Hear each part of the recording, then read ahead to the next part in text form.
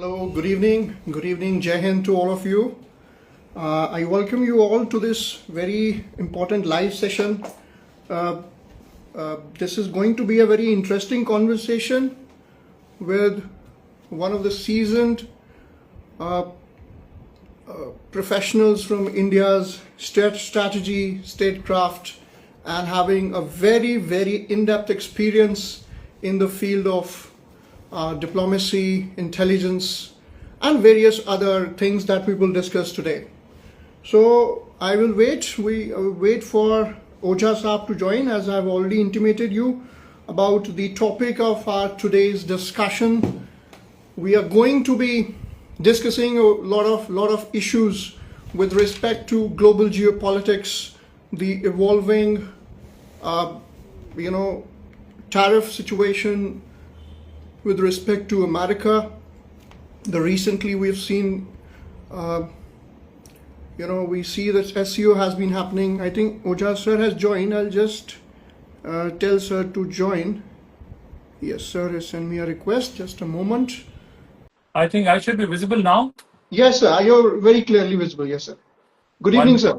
Good evening. Very good evening. It's a pleasure to be having audience with you after some time,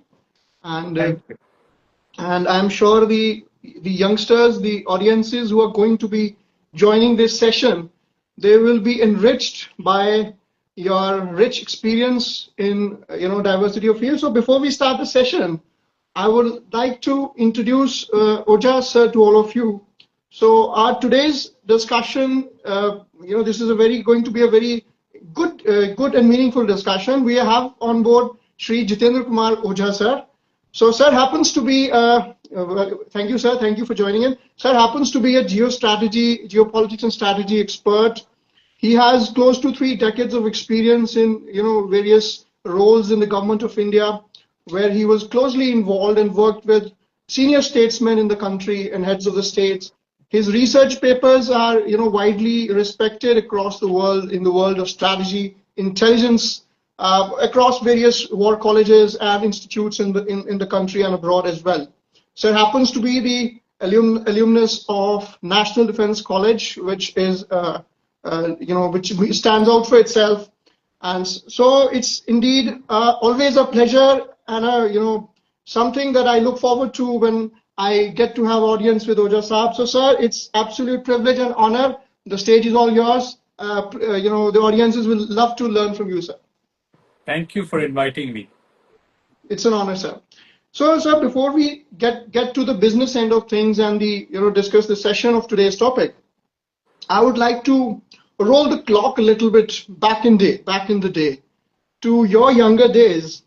I'm informed that you were into student politics, to be precise, leftist, and you later, moved to centrist, and then you joined the services. So could you walk us through that experience for the youngsters who are in that same age bracket currently, which you were many years ago, and how they can learn from your, that experience in life, sir? Jyoti, I was very much, as a young child also, I was very much interested in outside world.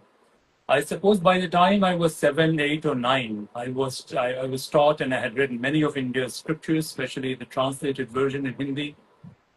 Most of people with whom I was interacting were of the age of my grandfathers, isn't it?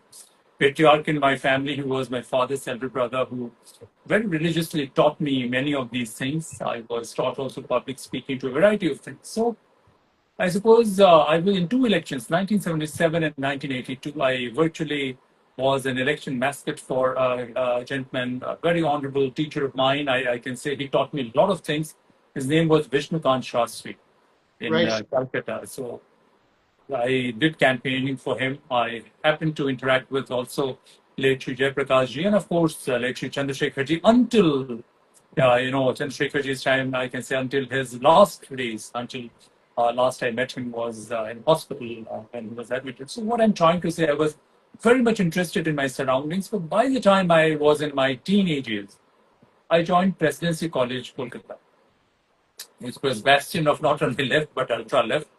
And somehow the people who were in ultra left, I caught their attention. I was very talkative, interested in a lot of things, and I would say they recruited me. And when I was youngest student in my class. I think I was barely in my mid-teens when I had joined college.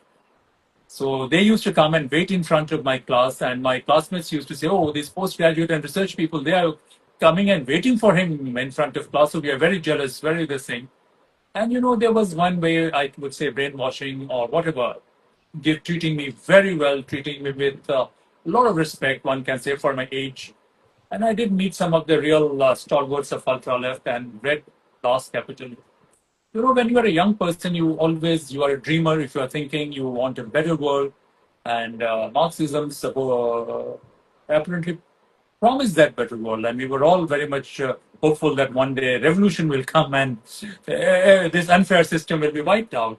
And I suppose when you're a teenage now, I realize that your cerebral cortex is not fully matured. You have a very confused and vague thinking. So you'd be surprised that I didn't have that normal teenage days people are having. So we literally planned how to kidnap council of ministers and force them to sign something, and things will change. Right. Childishness, Right, sir. very naive I was, I can say, but I was like heavily into debating, public speaking. So many grassroots level organizing missions also I went, and all kinds of people we came across, real downtrodden, but very intelligent people. You'd be surprised. People who are doing ordinary jobs. And those days, these so-called, a variety of ultra-left, I can say, we were in. But in Presidency College, I'm one of the founding members of a group called PCSA, Presidency College Student Association. Right, And sir. that organization, I'm told, still survives. We did not have any truck with these ultra left groups who are there outside campus. We wanted to have our own autonomy over there. Very serious discussions we used to have those days, human rights in Namibia, the Sri Lankan crisis. For teenagers, this was very unusual. So very romanticist, very idealist. But as I stepped out of campus, second year I got a first class first in Presidency College, but third year my attendance was 30% or less than that, somewhere between 20% or so, because I was busy in things outside campus.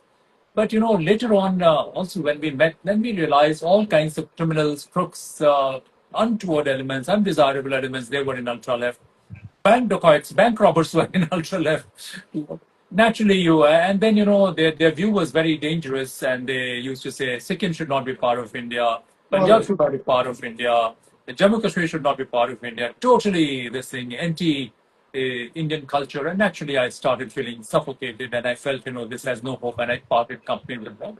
And JNU, I became a free thinker, and JNU, when I became free thinker, so JNU, I used to criticize everyone, and nobody took offense. The only party which never took any offense was NSUI or Congress Party. Or however you may criticize, they did not take any offense. But SFI, who wanted me, they also got very angry once they asked a question from Mr. Nambudripal. And they were very intolerant, one can say. And naturally, in Bengal, I was anti-establishment because I was against CPM was in power. I was ultra left of the left, so anti-CPM. And in JNU also left was in power, so I was anti-establishment there. And the worst anti-establishment there was NSUI. But I didn't join NSUI on my own. I was paraded before late Mr. Rajiv Gandhi ji and one very senior Congress gentleman. He came in my hostel room, talked to me. He said, "You don't have to join, but yes, meet." And naturally, I found him very sweet. The gentleman's name was Mr. Oscar Fernandez. He was like a father figure for me, even after I left student politics. He kept meeting me wherever I was. He would inquire, he would meet, and he would treat me very, very well. I suppose he paid more attention on me than even his biological son, I can say, to whom Right. he did not pay much attention.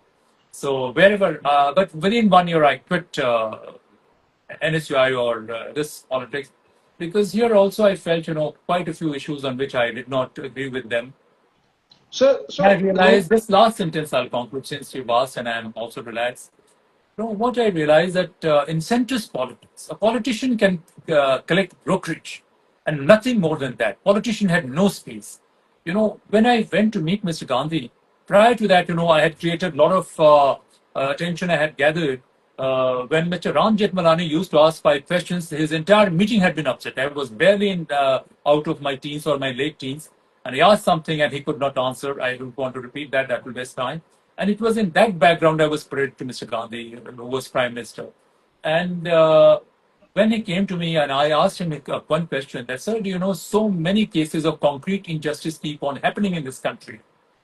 Why can't we, what do you do if these come to your notice? So he stopped and he said, yes, I try and see that justice is done if it comes to my knowledge. And I say, but in a country of our size, sir, how many cases can come to your knowledge? Why can't we have a system where a peon does his work, a clerk does his work, officer does his work, minister does his work? Why should somebody, have to be compelled to approach prime minister or any higher authority? Why can't we have a system like this? Moment I said, then 2, 3 senior people said, sir, he's that boy, he's that boy. And then I knew that he had been briefed about me. He spoke, and based on his words, I joined his party. But within less than 1 year, there were differences, and I felt, in JNU, not the best of students were joining that party. I suppose I was mascot for them there also. Academically, no one was in my league. There would be some newspaper cuttings of that era. But after, within a year, I left, and these people kept on, pressuring me not to leave. They said, you have a bright future. And I joined civil service and later a very specialized wing of civil service to learn the principle of statecraft, understand governance, because a politician's his life or her life is anybody can become a politician. But understanding statecraft for a country of our size, you require a very exceptional pool of, committed, dedicated, and absolutely incorruptible people, whose sole focus is that. So with this intention only, I joined civil service and specialized wing of civil service uh, in order to, get answer to some more profound questions. Sorry, I am talking No, a bit too sir, much. generally, I would like to add on to what you said that uh, generally last night also I was watching this panel discussion, where senior diplomats and some strategists were, discussing a topic. So I'm generally, engrossed in, when we get into India talk. So I was really enjoying the conversation. This is actually something that I really look forward to. And with you, it's always a pleasure because it churns up my intellectual neurons and I get, kind of involved. So going on with your discussion, sir, आपने आपको मौका मिला था कभी you have worked with senior statesmen of the country where you had experiences which really how did they shape you and what kind of suggestions you were asked and how how did that go forward and has they been implemented? Could you share anything without going into the details of the incident or whatever? I would like for the audience if we can share some insights into that as well, sir. Look, now, George, it has always been a learning exposure. I'm not saying that one has learned everything. And from no politician or statesman I ever in my whole life I asked a favor. Never. But at the same time, they gave me tasks, they gave me responsibilities, even when I was not directly working with them.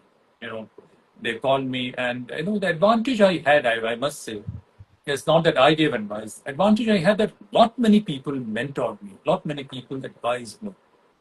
Before I get, how I contributed to something.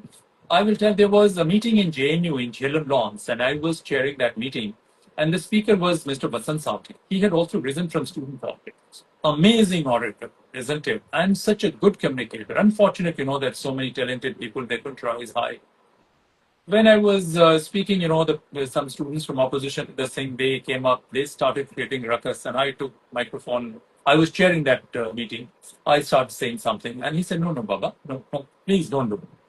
Let me handle." He quietly listened to someone who was very aggressively talking, and then he very politely answered. He said, "Son, you are like my son, and I am in this campus. For me, there is no difference between this campus. All students, they should treat elderly people with same respect across party divide." So anyway, then he called me and he said, "Son, you should never, once you are in student politics, you should never ever be aggressive in public. Even if people are saying things, listen to them. They are mentally unstable. They are mentally not calm. They're agitated. And most important thing is, not to react. So never react that." And another word he said, politically you can kill someone by just putting your arm around that person. Why waste your time by, investing? But I'm not saying there are scores of examples like this. Another very senior politician, he once told me, "Son, world will never be perfect. If we keep on waiting for perfect moment to do something perfect, it will never arise." world is what it is. And secondly, he says India's ecosystem is very different. So you can't Right. compare it with America, this, that. Third thing, he said, there are written and unwritten rules. And we have to manage the right balance between written and unwritten rules, isn't it? Right. And this gentleman, this statesman was nobody else but late Shri Pranab Mukherjee. Okay. I had known him when I was in student politics. I Okay. had lost contact with him, but somehow I gained contact. And then he started insisting that I should keep meeting him every week or every second week if I was in Delhi and he was there. And there were lots of exchanges. Then you're saying, we're meeting this thing. Large number of incidents have happened, not only in politicians in India, but some of the prime ministers and presidents of even this neighboring countries. I had a chance to interact with them. This had less to do with my position. I think this had very little to do with my position. It's sheer accident that that was the case. This was entirely because they knew I was in student politics. I was thinking I had, this variety of exposures. So they did request me when I met, some conversation took place, but they did ask me. And sorry, I'm taking a long time because mentally I'm undertaking living those days. So one particular case, I can say with late Shri Pranab Mukherjee only, it was not directly related, but it was official, one can say, national interest, not his party interest. Some situation was happening. And he said that, what is going to happen in this situation? I said, sir, I don't have any idea, input on what is going to happen. He said, nobody has. But you have to see whatever is happening, and this newspaper, media, this thing, use your brain, use your this thing, and come out with probable scenarios. What is likely to happen? And then he said, very good words that you are one of the very bright. This was more than 20 years or so. One of the bright boys whom I know. So that's why I'm giving you this task, this responsibility. And he said, I don't trust media. Media, anybody can say anything. So I just don't trust them. So I'm giving you this responsibility. And you have to think and you have to tell. So I was very nervous when he said good words and he So he trusted was and I felt. president. He was president at that time, sir. No. He was that time EAM, External Affairs Minister. MEA. Okay. He had left Defense Ministry and then he had become EAM. Okay.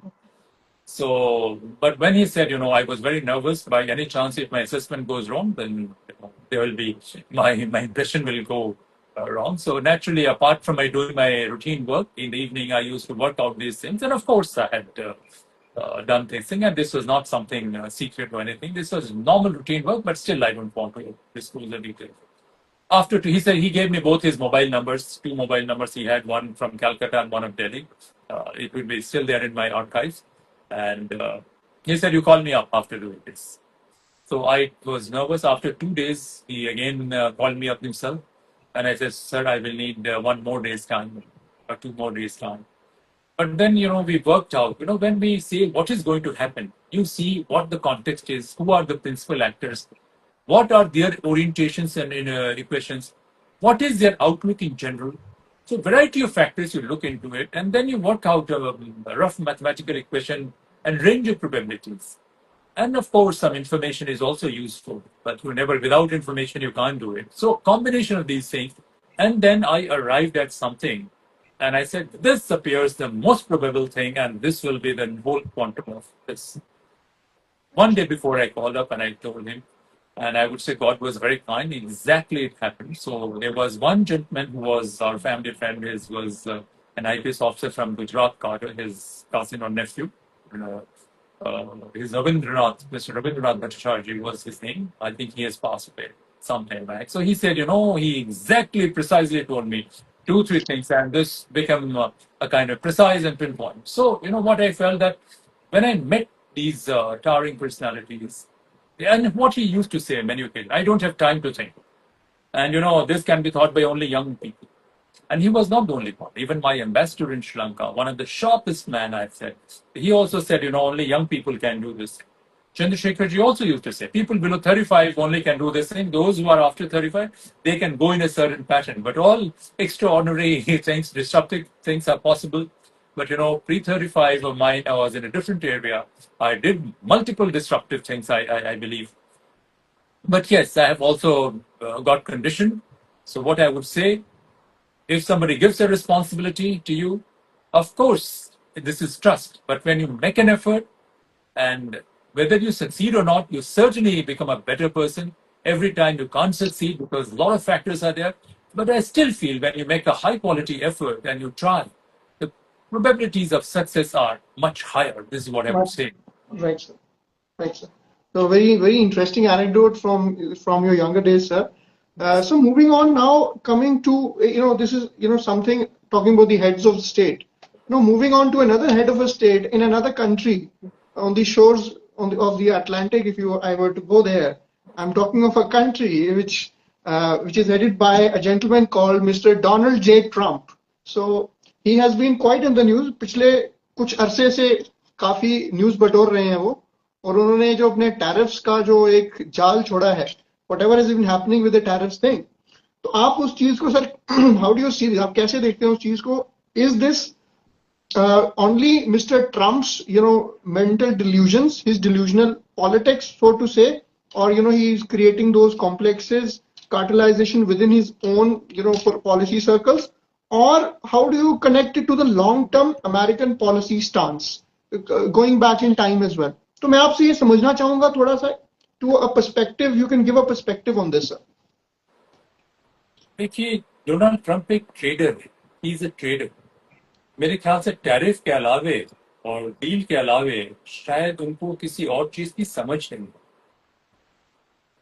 जिनको अपने देश के long term interest की और किसी की समझ नहीं है। उनका यही लगता है कि जितना पैसा जहां से भी हो, एक तो अमेरिका में आना चाहिए और अमेरिका में भी उन्हीं के पास या उनके कुछ दोस्तों के पास रहना चाहिए।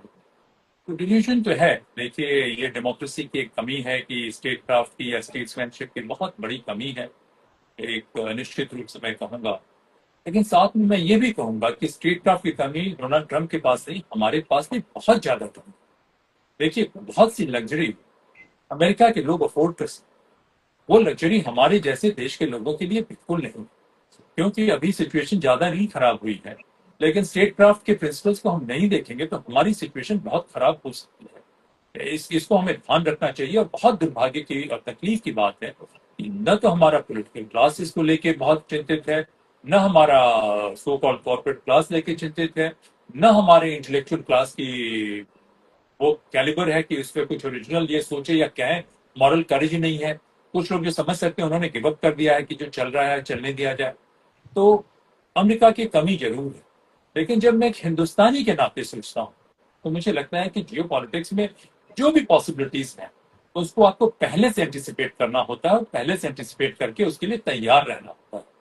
अब हम देखिए, फुटबॉल की तरह कभी यहां से वहां चलते जाएंगे तो कोई हमारा दोस्त। जो ट्रंप की बात करें, मैं ये कहता हूं कि आप देखिए कि अमेरिका में भी उन्होंने अमेरिका को बहुत बुरी तरीके से डिवाइड कर दिया है। लेकिन तो ये है कि कुछ अमेरिका में देखिए डेमोक्रेट्स, उनके बीच में डिवीजन है। जो उनके अजीज से दोस्त हैं उनको भी उन्होंने दोस्ताज कर दिया, उनके कुछ एडवाइजर है उसको भी कर दिया। और मैं कभी कभी कहता हूँ नवजोत, आपसे भी शायद कभी जिक्र किया होगा कि जो व्यक्ति एक पत्नी के साथ पूरी जिंदगी नहीं रह सकता है वो अपने दोस्तों के साथ कैसे लॉयल हो सकता है। तो ये चीज जो है हमेशा ध्यान रखनी चाहिए कि वैसे भी देशों में किसी अमेरिका कोई किसी का परमानेंट फ्रेंड नहीं है, मजबूरी है, जो भी है, कोई किसी का फ्रेंड नहीं होता है। और उसमें भी डोनाल्ड ट्रंप तो किसी के फ्रेंड नहीं हो सकते, किसी के तो उनके ऊपर ट्रस्ट नहीं करना चाहिए था। तो ये दिक्कत है, क्योंकि उनको ट्रेड की भाषा या इसकी ब्रोकरेज की भाषा उससे अधिक कुछ अधिक समझ नहीं आती है, तो उसी पे फोकस करते हैं। जो डेमोक्रेसी पे उनको विश्वास ही नहीं है कि डेमोक्रेसी भी होनी चाहिए। अमेरिका में भी डेमोक्रेसी को वो डिसमेंटल करते जा रहे हैं। डेमोक्रेसी को मजबूत करने के बजाय बहुत ज्यादा स्ट्रॉन्ग पर्सनल लाइक्स और डिसलाइक्स है। सरकार के बहुत सारे फंक्शनरीज को उन्होंने सैक कर दिया है, फायर कर दिया है। तो देखिए, ये ट्रॉमा जो है अमेरिका तो बर्दाश्त कर लेगा, उसको भीतर में दिक्कत नहीं आएगी। लेकिन अमेरिका का रोल ग्लोबली डोनाल्ड ट्रंप खत्म कर रहे हैं कि अमेरिका की जो भी एक इमेज थी वो खराब होगी। लेकिन अमेरिका की इमेज खराब हो तो हो, लेकिन बहुत सारे कोलैटरल डैमेजेस बहुत हो रहे हैं, और उस कोलैटरल डैमेजेस में भारत का भी कोलैटरल डैमेज है। लेकिन एक बात को ध्यान रखें कि डोनाल्ड ट्रंप जो है मेंटली बहुत फ्रेजाइल आदमी है, बहुत अनप्रिडिक्टेबल आदमी है। तो ये हो गया है, लेकिन इसका जरूरी नहीं है कि वो उस पर परमानेंट रह सकते हैं। अब हमारे लोगों के ऊपर, उनकी स्मार्टनेस के ऊपर है कि उनका दिमाग कैसे वो पलटते हैं, कैसे कर सकते हैं। और मैं सोचता हूँ कि जो कुछ भी दिखाई पड़ता है, हर स्टेट्समैन की हरकतों का, हर सिस्टम को दूसरे लोग बहुत ध्यान से देखते रहते हैं। तो मुझे लगता है कि रशिया नहीं, चाइना का जो स्टेट क्राफ्ट उसका मैं बड़ा एडमायरर हूँ कि भले उस स्टेट क्राफ्ट में दूसरों के लिए कोई जगह नहीं है, लेकिन जो उनका एजेंडा है जितनी इफेक्टिवली वो परस्यू करते हैं, शायद उतनी इफेक्टिवली कोई परस्यू नहीं कर सकता है कि उनके इंस्टीट्यूशंस मजबूत हैं, उनके पास सिस्टम है। तो शायद कहीं ऐसा ना हो कि भारत से मित्रता करने के लिए, रशिया के मोनोपोलिस्टिक रशिया के रिसोर्सेज पे करने के लिए ये चाइना की स्पेसक्राफ्ट की कोई बहुत बेहतरीन एक उदाहरण ना हो कि डोनाल्ड ट्रंप के माइंड को इन्होंने इन्फ्लुएंस कर दिया। क्योंकि ये याद रखिए नौजोत, हम ऐसी दुनिया में रह रहे हैं जहां एआई नहीं भी आया तो जो बेहतरीन टर्म स्टेट क्राफ्ट प्रैक्टिस करने वाले लोग हैं, इंटेलिजेंस प्रैक्टिस करने वाले लोग हैं, वो आपके दिमाग को इन्फ्लुएंस कर सकते हैं, पूरी सोसाइटी की साइकी को इन्फ्लुएंस कर सकते हैं, आपके सिस्टम्स को इन्फ्लुएंस कर सकते हैं। और इसलिए मैं समझता हूं कि भारत में बहुत ही मेहनत करने वाले लोग हैं, बहुत सारी स्ट्रेंथ है, लेकिन हमारे सिस्टम में टॉप में मुझे लगता है कि बहुत जगह कार्टलाइजेशन हमारे यहाँ पे भी है, पॉलिटिकल स्पेस हमारा कार्टलाइज है, बहुत सारे सिस्टम को ऐसे डिजाइन किया गया है कि जहां हिंदुस्तान का ऑप्टिमल राइज या एक्सेलेंस या इनोवेशन में बहुत सारे हर्डल्स आएंगे। तो हमारे जो ह्यूमन रिसोर्सेज है हाई एंड, हम उनको एक्सपोर्ट कर देते हैं, देखिए वो बाहर जाके वही लोग बहुत अच्छा करते हैं, लेकिन उसी के बराबर के लोग हिंदुस्तान में दिक्कत होती है। तो हम डोनाल्ड ट्रंप को कुछ भी कहें, मैं समझता हूं कि गलती हमारे तरफ से बहुत अधिक है कि चाइना और हम बराबर हुआ करते हैं। हमारे दिमाग की दरिद्रता है, सोच की दरिद्रता है, साहस की दरिद्रता है, मसल मेमोरी है कॉलोनी रहने की वजह से। इन तमाम चीजों की वजह से चाइना और हम में बहुत गैप आ गया, और हम जो है स्विंग कर रहे हैं, कभी अमेरिका के पास तो कभी चाइना के पास तो कभी कहीं, और अपना रोल हम ठीक से आइडेंटिफाई नहीं कर पा रहे। तो सर आपने ये भी एक ऑब्जर्वेशन किया about control of the psychology and the mind of mister Trump of that matter. आपने जो वाइडर उस सवाल को रेज किया, 1950s और 60s के दशक में, दो it is whatever is available, no one can confirm that, unclassified inputs about CIA using certain substances to control the mind and testing them on people for their intelligence operations. So as you pointed out, controlling the mind of Mr. Trump, or maybe psychological, could that be a mixture of various tools? How could that have been achieved? ये किस तरह से, how that works? If we can not go into greater details, but if we can deal it at a surface level, what is your observation? नहीं, मेरे ख्याल से अगर mind control करने की बात है तो वैरायटी ऑफ मीन्स से कंट्रोल, कोई दवा ववा से नहीं कंट्रोल, वो तो खैर दूसरी बात है कि आपने मेडिसिन दे के कंट्रोल कर लिया। तो ये तो जॉन कैनेडी के बारे में कहते हैं कि उनके डॉक्टर ने कुछ ऐसा दिया करते थे उनको और उनकी वाइफ को कि वो लोग हमेशा खुश रह सकते थे, हमेशा चेयरफुल मूड में रहा करते थे, और हमेशा चार्मिंग पर्सनालिटी उनकी हुआ करती थी। तो ये बहुत सारे लोग मीडिया के बाहर इनके बारे में कहा जाता है, लेकिन कंफर्म कोई नहीं कर सकता। लेकिन इसकी प्रोबेबिलिटीज बहुत अधिक है। क्यों? क्योंकि उनको बहुत मेहनत करना पड़ता है, शरीर थक जाता है, तो कुछ ना कुछ सब्सटेंसेज अपने बहुत सारे सप्लीमेंट जो भी खाएं वो कर, वो दूसरी बात। माइंड कंट्रोल करने की जो साइंस है, दो, एक तो जीन्स है जो आपने इनहेरिट किया है, जो आपके न्यूरल स्ट्रक्चर क्या है, आपके क्या है, बहुत हद तक डिपेंड करता है कि जीन्स आपकी क्या है। हालांकि उसमें एक्सीडेंट हो जाए तो डिजीजेस होते हैं, बहुत सारी चीजें होती है। अब जैसे मैं आपको बताऊं कि वो जीन्स के ऊपर, भारत डायबिटीज कैपिटल क्यों है, क्यों ज्यादा लोग डायबिटीज है इस देश। अब मैं थोड़ा बिहेवियरल बायोलॉजी की तरफ जा रहा हूँ। उसकी वजह यह है कि बहुत दिनों तक अकाल पड़ता रहा, फमीन होता रहा, ब्रिटेन के टाइम में 90% टैक्सेस दिए जाते रहे, यहाँ तक कि जो मुस्लिम रूलर्स रहे उसमें भी पीजेंट्स को बहुत परेशान किया जाता रहा। तो भारत एक नॉर्थ इंडिया खास करके एक मार्शल रेस लोग हुआ करते थे, पहाड़ों पे भी नहीं, यहाँ पर भी। मैं कहता हूँ उससे भी पहले कि लोगों ने वेजिटेरियन खाना शुरू कर दिया, जंगल वंगल कटने शुरू हो गए, समुद्रगुप्त के बाद से ही कहा जाता है, और बहुत ज्यादा व्रत और टेम्पल्स का प्रादुर्भाव हुआ, फिर ये हुआ। तो बहुत दिनों तक लोगों को हाई एंड न्यूट्रिशन नहीं मिला, तो उनकी बॉडी जो है कम न्यूट्रिशन पे सर्वाइव करने की आदत हो गई, बड़े फास्टिंग वगैरह तमाम चीजों की वजह से। नतीजा ये हुआ कि आपकी बॉडी थोड़े से इस पे एनर्जी पे फास्ट कर रही है, बहुत आप फास्ट कर रहे हैं, तो आपकी इंसुलिन जो है मैनेज कर रही है थोड़े न्यूट्रिशन में। ओवर द जनरेशन आपकी बॉडी चेंज हो गई। अब बॉडी चेंज हो गई तो फिर हुआ क्या कि सडनली जब आपको कुछ न्यूट्रिशन मिलने लगा, कुछ अनयूजुअल फूड मिलने लगा, तो आपकी कैपेसिटी बॉडी की नहीं है कि उतना जो है वो इंसुलिन जनरेट कर सके, इसको एब्जॉर्ब कर सके।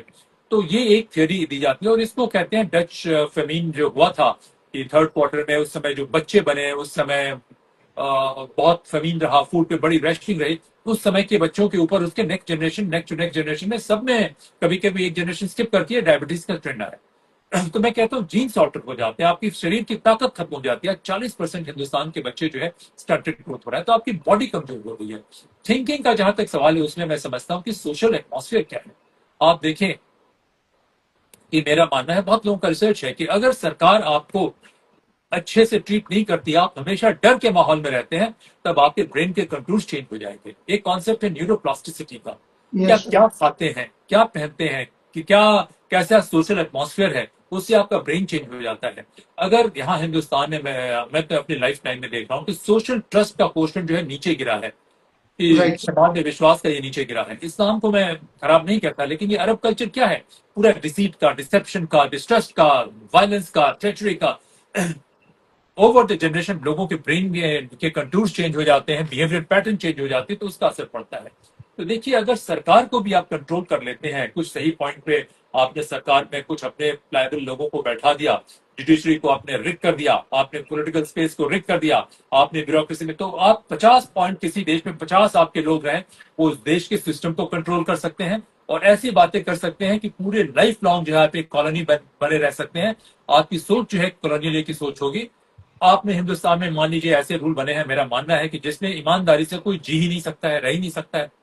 अब होता है क्या है कि लोग कहते हैं कि अरे ईमानदारी तो बेवकूफ लोगों की ये है, और जो ईमानदार है उसे कहते हैं ये तो भाई सिस्टम के लिए बड़ा थ्रेट है कि बड़ी ईमानदारी की बात कर रहा है। ईमानदारी भी लोग कहते हैं कि बिना बेईमानी के आप तो सांस भी नहीं ले सकते।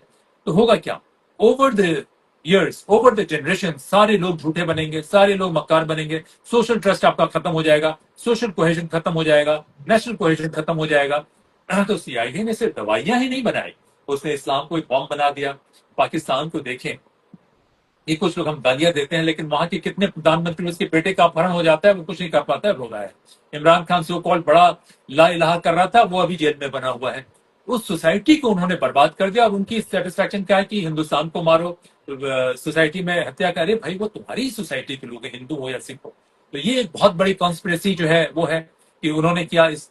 और हिंदुस्तान के हमारे पंचर बनाने वाले जो कन्वर्ट हैं, वो भी देखें कि वो भी समझते हैं कि भाई हिंदुओं का कत्ल करना, सिखों का कत्ल करना, इसका करना बहुत जायज है, ग्रूमिंग गैंग, ये देखें। तो मैं कहता हूं कि ओवर द जनरेशन आप लोगों की थॉट प्रोसेस को इंजेक्शन से नहीं, ऐसा बाहर का माहौल पैदा कर दें तो उससे बदल सकता है। फूड हैबिट चेंज कर दे, उससे बदल सकता है। ऐसे मूवमेंट शुरू करा दे जिससे बदल सकता है। तो ये जो है, जो बाहर की डीप स्टेट्स हैं, उन्होंने ये इंश्योर किया है कि सही जगह पे उनके लोग रहेंगे, और वो ऐसा करेंगे कि हिंदुस्तान के आने वाले नस्ल जो है वो सोचेगी कि बेईमानी नॉर्मल चीज है, चोरी नॉर्मल चीज है। बॉम्बे की फिल्म ये का जो देखें कि 60s में 50 चीजें देखिए, शो वाले लोगों में हमेशा गड़बड़ रही है। उन्होंने जिस तरीके से वुमेन का मॉडिफिकेशन किया है, पूरा कल्चर उससे इन्फ्लुएंस हुआ है कि हर महिला के अभी जो बहुत सारी चीजें, उसमें मैं नहीं कहना चाहता हूँ कि उनको लगता है कि मल्टीपल पार्टनर्स रहना बड़ी नॉर्मल चीज है, जो कि वेस्ट में ऐसा नहीं है। सिविलाइज जगह में अगर आपकी सेंसिटिविटी खत्म हो गई किसी रिलेशनशिप में, जैसे शादी हुई, हस्बैंड की हत्या कर दी, हस्बैंड ने वाइफ की हत्या कर दी, ये सारी चीजें जा रही हैं, तो आपके आने वाली जनरेशन खराब होगी। हिंदुओं की या हिंदुस्तानियों की क्या खासियत है कि भाई अनक्वालिफाइड प्यार मिलता है बच्चों को अपने माँ बाप से, माँ बाप खुद तकलीफ में रह के अपने बच्चों को ध्यान देते हैं। अब सो कॉल्ड हमारा एलिट अपने बच्चों को ध्यान नहीं दे रहा है, उसको समझ में नहीं आता है कि वेस्ट का बड़ा गंदा सा मॉडल वो फॉलो करने की कोशिश कर रहा है। तो देखिए, आपकी फूड हैबिट चेंज की जा सकती है, आपकी ड्रेस हैबिट चेंज की जा सकती है, आपकी फैमिली वैल्यूज डिस्ट्रॉय किए जा सकते हैं, आपकी इंटेग्रिटी क्वेश्चन डिस्ट्रॉय किए जा सकते हैं, आपकी मैं कहता हूं कि जो कॉग्निटिव कैपेसिटी है वो डिस्ट्रॉय की जा सकती है अगर अच्छा खाना नहीं मिले, और आप जो है सो कॉल्ड बर्गर वर्गर अनहेल्दी खाना खाते रहे, माँ बाप खाते रहे, तो भाई उनके बच्चे भी बड़े इंफीरियर क्वालिटी के बनेंगे। उनकी कॉग्निटिव कैपेसिटी कमजोर रहेगी, टेक्निकल कैपेसिटी कमजोर रहेगी, कुछ सीखने की कैपेसिटी कमजोर रहेगी, फिजिकल कैपेसिटी कमजोर रहेगी। कि आपका वर्क फोर्स अगर कमजोर है, कहां से आप सुपर पावर बनिएगा। तो जब मैं स्टेटक्राफ्ट की बात करता हूँ नवजोत, तो ये मैं एकेडमिक बात नहीं करता हूँ। इस बात करने के लिए बड़ा मैंने सेक्रीफाइस किया। जब से मेरा मैं जानता हूं, पूरे जीवन काल में मैं जानता हूं कि किसी को मैंने कभी कोई रिश्वत नहीं दिया, बड़ा झगड़ा किया, बहुत अनप्लेजेंटनेस किया यंग एज में भी, और आने के बाद कोई भी अंडरहैंड ये जो है फेवर किसी से नहीं लिया, अंडरहैंड फेवर किसी से नहीं लिया। हाँ, हमारे दोस्त आके मैं बुरे हाल में तो जरूर मेरे साथ खड़े रहते हैं, मदद करते हैं, या हमारे ब्लड रिलेशन मदद करते हैं, और उसका नेट रिजल्ट ये है कि जो मैं ये कर रहा हूं, क्यों कि पैशन मेरा है कि स्टेट क्राफ्ट सीखना है। क्या ऐसी बात की जाए कि हिंदुस्तान गुलाम क्यों हुआ, बर्बाद क्यों हुआ, वो भी जानना बहुत जरूरी है, और रास्ता कहां से निकलता है वो भी जानना जरूरी है। और मैं समझता हूँ कि इसका नतीजा ये है कि इस देश के बाहर की कुछ ताकतें और इस देश के भीतर उनके जो प्रॉक्सीज हैं, सिस्टम में छुपे हुए हैं, वो हर क्रिमिनलिटी, हर फ्रॉड करके जो है वो हमें क्रश करने की कोशिश करते हैं।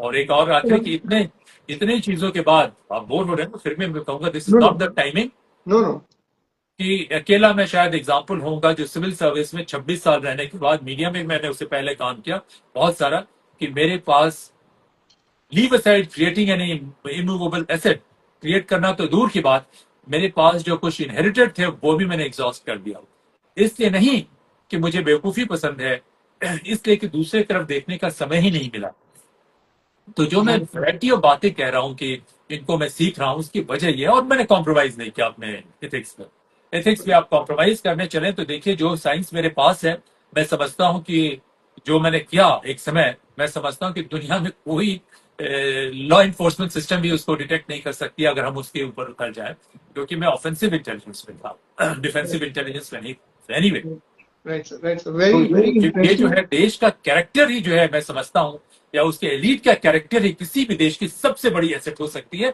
जो हमारे यहाँ डिस्पेंसिबल बना दी गई right sir right sir very very interesting आपने बहुत ही एक बड़ी इंसाइटफुल कुछ बातें कही जैसे we need to ask the right questions also और जो authentic ethical conduct and staying true to what your authentic existence is so उसी context में I mean there is in these days we see that more of the discussions and they are more rooted in sensationalism rather than going to the nuance of things for example even of people at senior positions sometimes we see that they are indulging in things just they would just play to the galleries वो galleries को play करने के लिए they will not go into the depth of like the conversation that we're having right now we are delving into things that actually matter and that's the catharsis and the intellectual thought we need to give to a lot of things that what you've done all your life invested your life and time to finding practical solutions जो problems हैं देश की problems हैं उनके पीछे का psychological what could be the reason what is the way forward उसको हम आगे कैसे improve भी कर सकते हैं तो सर आप कैसे देखते हैं कि जो आजकल जो नैरेटिव बना हुआ है पर्टिकुलरली और दूसरा not being even people at good positions having a voice they are not choosing to speak the right things sir आप कैसे देखते हैं इसको देखिए मैंने अपनी लाइफ को अपने हिसाब से जिया नवजोत अगर किसी कॉन्फ्लिक्ट जोन में खास के 2 या 3 कॉन्फ्लिक्ट जोन में जहां पे भी मैं रहा तो मैंने टारगेट ये था कि इसको कहाँ से सॉल्व किया जा सकता है और कभी कभी ऐसे हालात रहे कि एक मुझे लीड मिली पूरी रात में वॉक करता रहा एक किसी ने कुछ कहा तो उसको मैं सोच रहा कि अरे वाह यहाँ से कुछ और मिल सकता है तो मेरा गोल नहीं रहा कि हम क्या हलवा पूरी कचौड़ी खा ले क्या वो था ही नहीं और न कि प्रमोशन मिल जाए या ना मेरे बॉस क्या कहेंगे ये सारी चीजें बहुत इम्प्रैक्टिकल काम करता रहा लेकिन तीनों में कोई भी रिसर्च करेगा तो देखेगा कि जहां जहां मैं रहा कुछ एबनॉर्मल सी चीजें और एक आप ही के इंटेलिजेंस ब्यूरो के ज्वाइंट डायरेक्टर थे तो उन्होंने कहा कि उस दिन मुझे तो पहले दिन से पता था कि तुमने ही ये काम किया है हम बोला कैसे बोला क्या मुझे अकल नहीं है क्योंकि ये काम अपने आप नहीं होगा और इस काम को करने की जो स्किल है वो नॉर्मल सरकारी लोगों में है ही नहीं वो तुम्हारा बैकग्राउंड देख के मैंने संग संग पता कर लिया मैंने असेस कर लिया कि तुमने ये काम किया होगा तो कहने का मतलब जहां पे भी गया वो करने के पीछे एक पैशन था कि कहां से होगा जब आप करप्शन में आ जाते हैं जब आपकी प्रमोशन से शॉर्ट होते हैं सारी चीजें शॉर्ट होती है और दूसरा हाई रिस्क काम करते हैं तो उसके लिए रिस्क बहुत अधिक होता है तो आप रिस्क नहीं लेते मेजोरिटी रिस्क नहीं लेती मेरे हालात कुछ और थे कि मैं शुरू से लोगों से डिफरेंसेस हो गए मैं उनको डेमोन्स्ट्रेट करने की कोशिश करता रहा कि कैसे मैं तुमसे बहुत ज्यादा अच्छा हूं ये मेरा एक सेल्फ इंटरेस्ट का एंगल होगा दूसरा मेरा ये भी एंगल था कि ये प्रॉब्लम की सोल्यूशन कहाँ है शायद अगर मैं भी पैसे कमाने में लग जाता तो शायद उतना ध्यान नहीं देता तो ये कहां से सोल्यूशन निकल सकती है कैसे निकल सकती है I don't claim I am very sharp on this thing ठीक है जो भी था वो रहा मुझसे बहुत इंटेलिजेंट बहुत लोग हैं लेकिन इसी में लगा रहे कि ये यहाँ से कैसे आ सकता है या किसी काम को किया तो उसको एकदम लॉजिकल कंक्लूजन पे कैसे ले जाया जाए वो छोड़ नहीं सकते और लोग परेशान करते रहे अपोज करते रहे तो मेरा तरीका यही था कि इसको देखें और फोकस करो उनकी वजह से और कोशिश करें 2 चीजें आपने कहा कि क्यों हाई पोजीशन पे लोग करते हैं पहली बात हमारी एजुकेशन सिस्टम वो क्लर्क ही बना सकती है आपको मैं कहता हूं कि लॉ में लीगल क्लर्क हैं और ब्रोकर हैं जो भी हो ब्रोकर और क्लर्क लोग कहते हैं हिंदुस्तानी ट्रेडर बन सकता है ब्रोकर बन सकता है क्लर्क बन सकता है इन 3 के अलावा सारे रास्ते बंद है इनोवेटर बनना मुश्किल तो यही वजह है कि वो लोग हाई पोजीशन पे है इंफॉर्मेशन पैरेट किया मेमोराइज किया उसको जाके वॉमिट कर दिया एग्जाम में बढ़िया से अफसर बन गए थोड़ा बहुत कॉलोनियल ये का एक कल्चर रहा, कुछ चीजें सीखा मैंने, ये नहीं कि सारी चीजें नहीं सीखी, बहुत इंटेलिजेंट लोग हैं, लेकिन जब करेज की बात आती, जब इनोवेशन की बात आती, जब स्ट्रॉन्ग स्टैंड लेने की बात होती, उसकी ट्रेनिंग हुई ही नहीं। क्यों? क्योंकि भाई देखिए कि वेस्ट में कहते हैं कि अपना सोशल सर्विस का एक इनपुट दीजिए, गांव में जाके ये करके इनपुट दीजिए, पैराग्लाइडिंग कीजिए, समुद्र में जाके स्कूबा डाइविंग कीजिए, पहाड़ से कूदिए, थोड़ा करेज का, थोड़ा एडवेंचर का, थोड़ा स्पोर्ट का, सारी चीजें पूरी होती है। आईबी का सिलेबस देखिए, इंटरनेशनल ये जो बॉकलेट के क्या उसे कहते हैं, मुझे ठीक से पता नहीं है, तो उसका देखिए कि उसके सिलेबस में भी ये सारी चीजें हैं।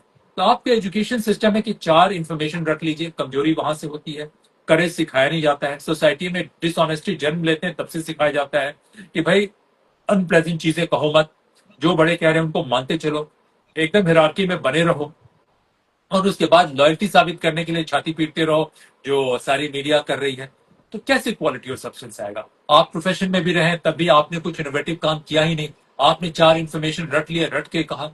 मैं समझता हूं कि खास करके जियो पॉलिटिक्स, सिक्योरिटी और गवर्नेंस पे अगर आपकी बात होती है, मैं तो खुद अपना रास्ता तोड़ के थोड़ा बहुत रास्ता बनाया, और मैं कुछ और बनाया ही नहीं, दूसरों को सिखाया भी, लेकिन ज्यादा न सिखा दी, उससे बहुत लोगों को तकलीफ हो गई और उन्होंने हमें बहुत बुरी तरीके से मुझे व्यस्त रखना चाहते हैं। एनीवे, कोई बात नहीं। और जो दूसरे उनके अपोनेंट है वो भी सोचते हैं कि इनसे तो बड़ा खतरा है, हमें ये बिगाड़ेंगे। तो मुझे अगर जियो पॉलिटिक्स सिखानी हुई तो पहले तो मैं कहूंगा कि भाई 2-3 जनरेशन से तैयारी कीजिए कि जहां पे शार्प ब्रेन के लोग आए, और हेल्दी ब्रेन के लोग आए, और हेल्दी बॉडी के लोग आए। उसके बाद उनका रहे कि उनकी अपब्रिंगिंग ऐसी रहे कि उनकी कॉग्निटिव कैपेसिटी मजबूत रहे, सब ठीक रहे। उसके बाद उनका मॉरल ये कि वो इंटेग्रिटी रहे कि वो सीखने के लिए भी खास करके स्टेट क्राफ्ट है, मैं समझता हूँ कि बहुत हाई लेवल की इंटेग्रिटी चाहिए, टोटल इनकरप्टिबिलिटी चाहिए, सेल्फ सेक्रीफाइस की स्पिरिट होनी चाहिए।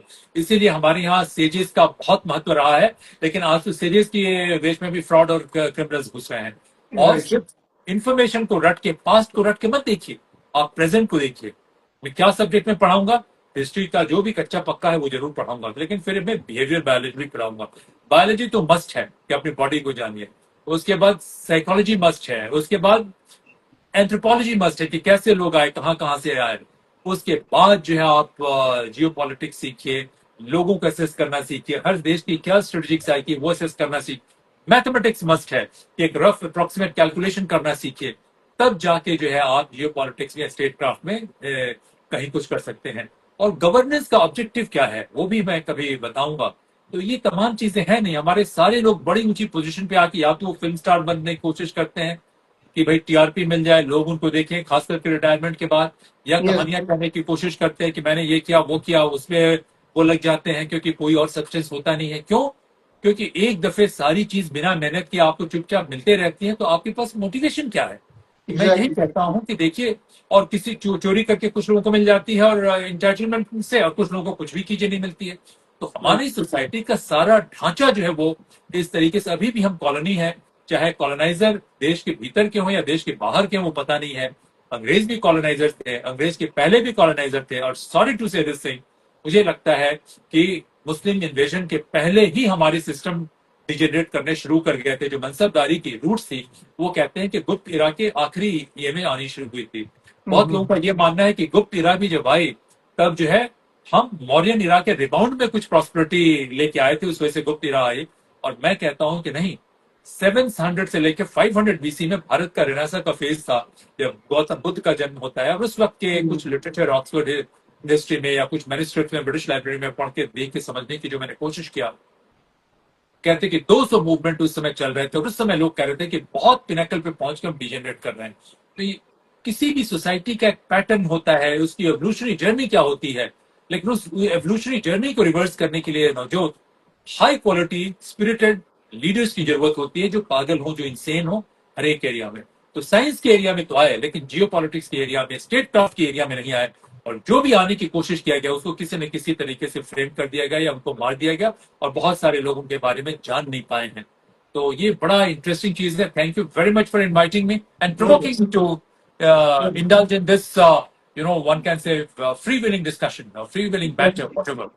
Definitely, sir. Sir, moving on to, we discussed about the psychology and how all of this works. This is so intriguing and interesting. I can go on to, have a separate discussion. Maybe in one of our sessions, we can discuss about how India's, we are seeing a lot of disasters happening. How this is a failure of governance, what can be done? So in another discussion, we will touch upon that as well. Moving on Please. to the today's discussion about SCO happening in Tianjin, China, and how the Russia-China-India bloc emerging in response to the American protectionism and so-called sanctions that have been imposed in various countries. So how do you see, आप कैसे देखते हैं इसको कि ये जो dynamic emerge हो रहा है कि इंडिया ने प्रीएम्प्ट करने में इसमें थोड़ी सी गलती की है, और दूसरा चाइना का हमारी तरफ झुकाव होना या हमारा उनसे थोड़ा कोजी अप होना, और रशिया बीच में एज अ बैलेंसिंग रॉक वहां पे है. आप कैसे देखते हो उसको, ये एक्सेस जो बन रहा है? China cannot be trusted for long. It is only strategic interest for a short period of time. So आप इसको कैसे इसको how do you put this thing through, the entire calculus that is emerging, sir? देखिए, अभी जो हो रहा है, हमारे पास एक कोई ऑप्शन नहीं. ये टैक्टिक्स, शॉर्ट टर्म रिक्वायरमेंट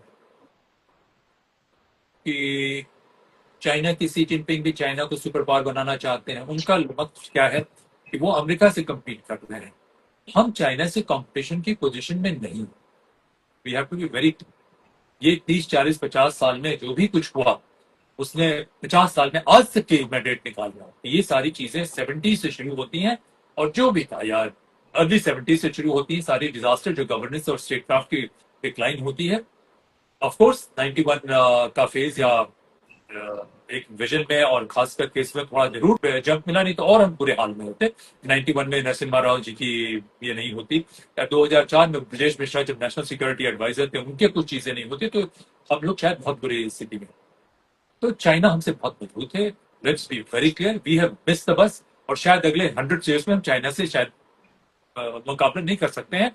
और चाइना में अगर चाहे चाइना हमें हार्म करे, तो हमारे पास ऑप्शंस बहुत कम. अमेरिका से दोस्ती थी तो शायद चाइना से हम अपना कर सकते थे. Sorry to interject. Is it like we are playing to the whims and fancies of China कि चाइना जब दोस्ती करना चाहता है हम दोस्ती करते हैं, और जब वो थोड़ा सा दूर और थोड़ा सा वो LAC पे एग्रेशन करता है तो हम we respond accordingly. So we are not setting the narrative. China narrative set कर रहा है. Do you believe in this, sir? देखिए, चाइना जो है आज की तारीख में सबसे मजबूत स्टेट क्राफ्ट किसी के पास है तो चाइना. अमेरिका से भी बेहतर जो भी है, उसमें कमी है, ऐसी बात नहीं कि उनमें कमी नहीं है, उनमें बहुत सारी कमियां हैं, बहुत सारी चीजें हैं, वो भी इंप्लोड कर सकते हैं जो वेस्ट लगेगा. लेकिन शायद डेमोक्रेसीज में सबसे बड़ी बात जो है कि जो मैं कहता हूं सोशल ट्रस्ट. डेमोक्रेसी की बुनियाद हिंदुस्तान में, बिना डेमोक्रेसी के भी हमारी सोसाइटी में एक ट्रस्ट था, वो ट्रस्ट डिस्ट्रॉय हो रहा है. पहले भी था, सब कुछ होने के बाद चीजें परफेक्ट नहीं थी बहुत सारी, लेकिन कोशेंट ओवरऑल सोशल ट्रस्ट का हाई था, जिस वजह से हम लोगों ने डेमोक्रेसी सस्टेन कर लिया. तो आप सही कह, हमारा तो कोई एजेंडा ही नहीं है, हमारे तो कोई नेशनल सिक्योरिटी स्ट्रेटजी ही नहीं है, कुछ भी नहीं है. एकदम क्लिनिकल तरीके से चीजें मैनेज हो रही है. जो पावर में आ गया उसने अपना एक कार्टेल बना लिया, और उसके कार्टेल की वजह से भाई वही सब कुछ है. देश तो सेकेंडरी है, सिविलाइजेशन सेकेंडरी है. फॉरेन पॉलिसी, डिप्लोमेसी, जियो पॉलिटिक्स, नेशनल सिक्योरिटी, सारी चीज जो है डोमेस्टिक पॉलिटिक्स के लिए है. और जो डोमेस्टिक पॉलिटिक्स से कुछ ऐसे एक्टर हैं जिनको किसी चीज से कोई लेना देना नहीं है, उनको पावर से सिर्फ लेना देना है. तो एक बहुत बड़ा इम्बैलेंस है. और मैं समझता हूं कि हिंदुस्तान की जो इंटेलेक्चुअल क्लास है वो बड़ी मॉरली बैंकरप्ट, कवर्डली, अपॉर्चुनिस्ट है. आई am sorry to say this thing. जो हिंदुस्तान में रह रही है उसकी कोई इंटेग्रिटी नहीं है. भाई पॉलिटिशियन तो करेंगे ही करेंगे, आप में हिम्मत नहीं है. और वो इंटेलेक्चुअल क्लास के, आप चाहे आप देख ही रहे कि जुडिशरी किस तरीके से करप्ट हो चुकी है. पुलिस में बहुत ईमानदार लोग हैं, लेकिन एक तबका है जो क्रिमिनल्स को भी शर्मसार कर दे, है कि नहीं? तो वो एक नेशनल विजन नहीं है. एक स्टेट क्राफ्ट को तो छोड़िए, स्टेट क्राफ्ट तो मैं कहता हूं this is a secret science of practice. सारे लोग बन नहीं सकते हैं. अगर आपकी मेंटल मेकअप वैसी नहीं है तो स्टेट क्राफ्ट आप सीख नहीं सकते हैं. प्रैक्टिस करना तो दूर की बात, क्लर्कों के बूते की भी बात नहीं है. हमारे सिस्टम लोगों को क्लर्क बनाते हैं, कवर्ड बनाते हैं, करप्ट बनाते हैं. तो कहीं से वो थिंकिंग आ ही नहीं सकती है जो आप कह रहे हैं. तो चाइना के पास बिल्कुल, चाइना जब चाहता है तो जाएगा. और अब हम चाइना के उस मर्जी पे हैं, कंफ्यूशनिज्म पे. चाइना मान ले कि भाई वो बड़ा स्टेट है और हिंदुस्तान को उसे नहीं इंसल्ट करना है, हिंदुस्तान उसका लैकी है तो चलेगा. लेकिन अगर हिंदुस्तान उसका लैकी भी है तो चाइना का कल मूड खराब होगा कि नहीं नहीं, इसमें तो हम इनको खत्म कर देंगे. कल चाइना ने डिसाइड कर लिया कि अडानी जी, अंबानी जी और हमारे पोलिटिकल क्लास, इनको भी उड़ा देना है. तो हमारे पास ऑप्शन बहुत कम बचते हैं. तो आप जब स्टेट क्राफ्ट की बात कर, खैर मैं नहीं कहता हूं कि ऑप्शन नहीं है. हमारी फौज बहुत मजबूत है, बहुत सारी दूसरी चीजें भी मजबूत है.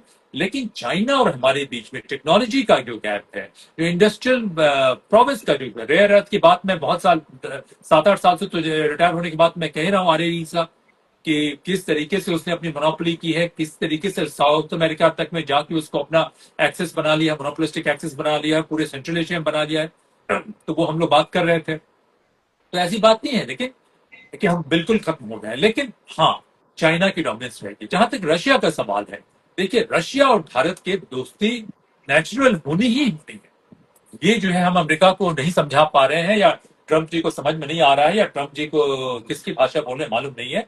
अमेरिका के स्टेट क्राफ्ट या जो स्ट्रेटेजिक कम्युनिटी के जो लोग हैं, उनसे जब ऑनेस्ट डिस्कशन होता था तो वो लोग कहते थे कि नहीं, भारत को अपॉर्चुनिटी मिलनी चाहिए, स्पेस मिलना चाहिए to manage its relationship with Russia. तो वो होना चाहिए था। अब देखें कि किस तरीके से उन्होंने रशिया को प्रवोक किया, यूक्रेन के इसमें आके उनके बॉर्डर के पास जाके अननेसेसरी बातें कह के। भाई ये जो है प्रवोक करके न्यूटन का तीसरा लॉ अप्लाई होता है कि भाई जितना हर each and every action has an equal and opposite reaction. तो आपको अगर करना है रशिया को डेमोक्रेसी की तरफ पुश करना है, तो अपनी डेमोक्रेसी को मजबूत कीजिए, भारत में इन्वेस्ट कीजिए, भारत की डेमोक्रेसी को मजबूत होने दीजिए, भारत अपना एक मॉडल ये करेगा। तो जब मैं स्टेट क्राफ्ट की बात करता हूँ, इंडियन मॉडल स्टेट क्राफ्ट की बात करता हूँ, तो हम जीरो सम गेम नहीं खेलते। हमारी साइकी में नहीं था, खैर अभी हो गया है। अब तो इंडिया में भी है, ये इस्लामिक स्टेट क्राफ्ट है या चाइनीज स्टेट क्राफ्ट है या अमेरिकन स्टेट क्राफ्ट है, मुझे नहीं पता है। लेकिन जो भारत की ओरिजिनल स्टेट क्राफ्ट थी कि भारत ने बोर्नियो, जावा, सुमात्रा, सिंगापुरा, जहां पे भी, या वियतनाम, जहां कभी हो, कंबोडिया, लाओस जाके भारत ने वहां कॉलोनाइज करने की कोशिश नहीं की। भारत खुद प्रॉस्परस हुआ और वहां के लोग भी प्रॉस्परस हुए भारत की आइडिया से। तो ये भारत के स्टेट क्राफ्ट की खासियत है। लेकिन जो इनके डीप स्टेट है, वो आपको सब्जुगेट करके रखना चाहते हैं। तो this is what I am saying कि भारत का रशिया के साथ एक नेचुरल रिलेशनशिप होना ही होना है, रहेगा ही रहेगा। और फैक्टर है कि दोनों को चाइना से एप्रीहेंशन है। चाइना में जितनी डिसेप्शन है वो कहीं और नहीं है। और चाइना जो है दोनों तरफ बढ़ना शुरू कर दिया। तिब्बत चाइना का हिस्सा नहीं था, हम उसको माने हुए चले हैं। 200-300 साल पुरानी चाइना की रिलेशनशिप तिब्बत से है। भारत की रिलेशनशिप एज ए सिविलाइजेशन बहुत पुरानी है तिब्बत के साथ। उसी तरीके से आप देखें कि इनर मंगोलिया हुआ, वो भी उसका हिस्सा नहीं था। तो कई 3 मेन एरिया जो थे, सिंजियांग, तिब्बत, सिंजियांग भी उनका हिस्सा नहीं था। तो चाइना एक्सपैंड कर रहा है और चाइना के पास बहुत ही रोबस्ट इन्फोर्समेंट कैपेसिटी है जो किसी और अमेरिका के पास भी नहीं है। तो इस ये में चाइना की अपनी कमियां भी है। मैं नहीं कहता कि चाइना एकदम सब कुछ परफेक्ट है। तो ये जो इक्वेशन इमर्ज कर रहा है, इस इक्वेशन में भारत के पास आज की तारीख में कोई ऑप्शन नहीं था बल्कि चाइना के पास जाना। हमें स्ट्रेटेजिक ऑटोनॉमी और सारी चीजों को देखना है, लेकिन अमेरिका को कभी गाली नहीं देना है। अमेरिका में बहुत सारे सपोर्ट स्ट्रक्चर्स हैं जो अभी भी भारत के साथ हैं। उन लोगों से एंगेज करने की जरूरत है। और मैं समझता हूं कि दुनिया में वेस्ट के लोगों को भी ऐसी एंगेजमेंट की जरूरत है जहां अमेरिका के इंस्टीट्यूशंस मजबूत हो, अमेरिका के डोमेस्टिक फैक्टर से, जिससे जो भी करके आप कर सकते हैं एंगेज करते रहिए, साइड करते रहिए, जो भी करके सर्कमवेंट करते रहिए। और देखिए ट्रंप का के समय ज्यादा नहीं है, ऐसे लुनाटिक लोग ज्यादा टाइम नहीं टुक सकते। Sorry to use this language for a head of state. ये कुछ समय की बात है, ये जाएंगे ही जाएंगे। लेकिन हमें अपनी लॉन्ग टर्म स्ट्रेटजी मजबूत रखने की जरूरत है और वो इस ढांचे से नहीं होगी। इसीलिए मैं कहता हूं कि कुछ बड़ा काम डोमेस्टिकली भारत को करने की जरूरत है। सिर्फ ट्रेडर की तरह दाएं से बाएं मैनेज कर लिया, बाएं से आगे मैनेज कर लिया, उससे नहीं होगा। आपके देश में भीतर में बहुत फंडामेंटल रिस्ट्रक्चरिंग की जरूरत है। इंस्टीट्यूशन को भी रिस्ट्रक्चर करने की जरूरत है और एक नेशनल विजन, एक नेशनल सोच, एक नेशनल आउटलुक, एक नेशनल पर्सोना बनाने की जरूरत है।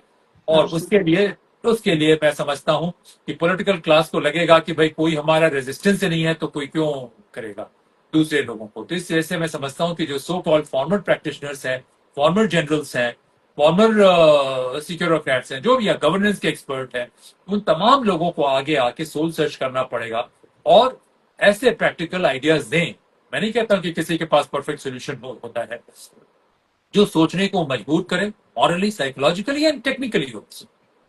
Right, sir. Right. So you talked about Mr. Trump being the lunatic or whatever he is since the head of the Yes. state. Yeah. So I'm building sorry on to for this that, language. I'm no, very no, sorry for that's using this language. it's perfectly fine. He deserves that. So, but building on to that idea, I was listening to Mr. Navtej Sharma, the former ambassador. He was making a very valid point about Mr. Trump. His audiences when it comes to the vote bank, it is not the people who are in the high intellectual circles of even the American society.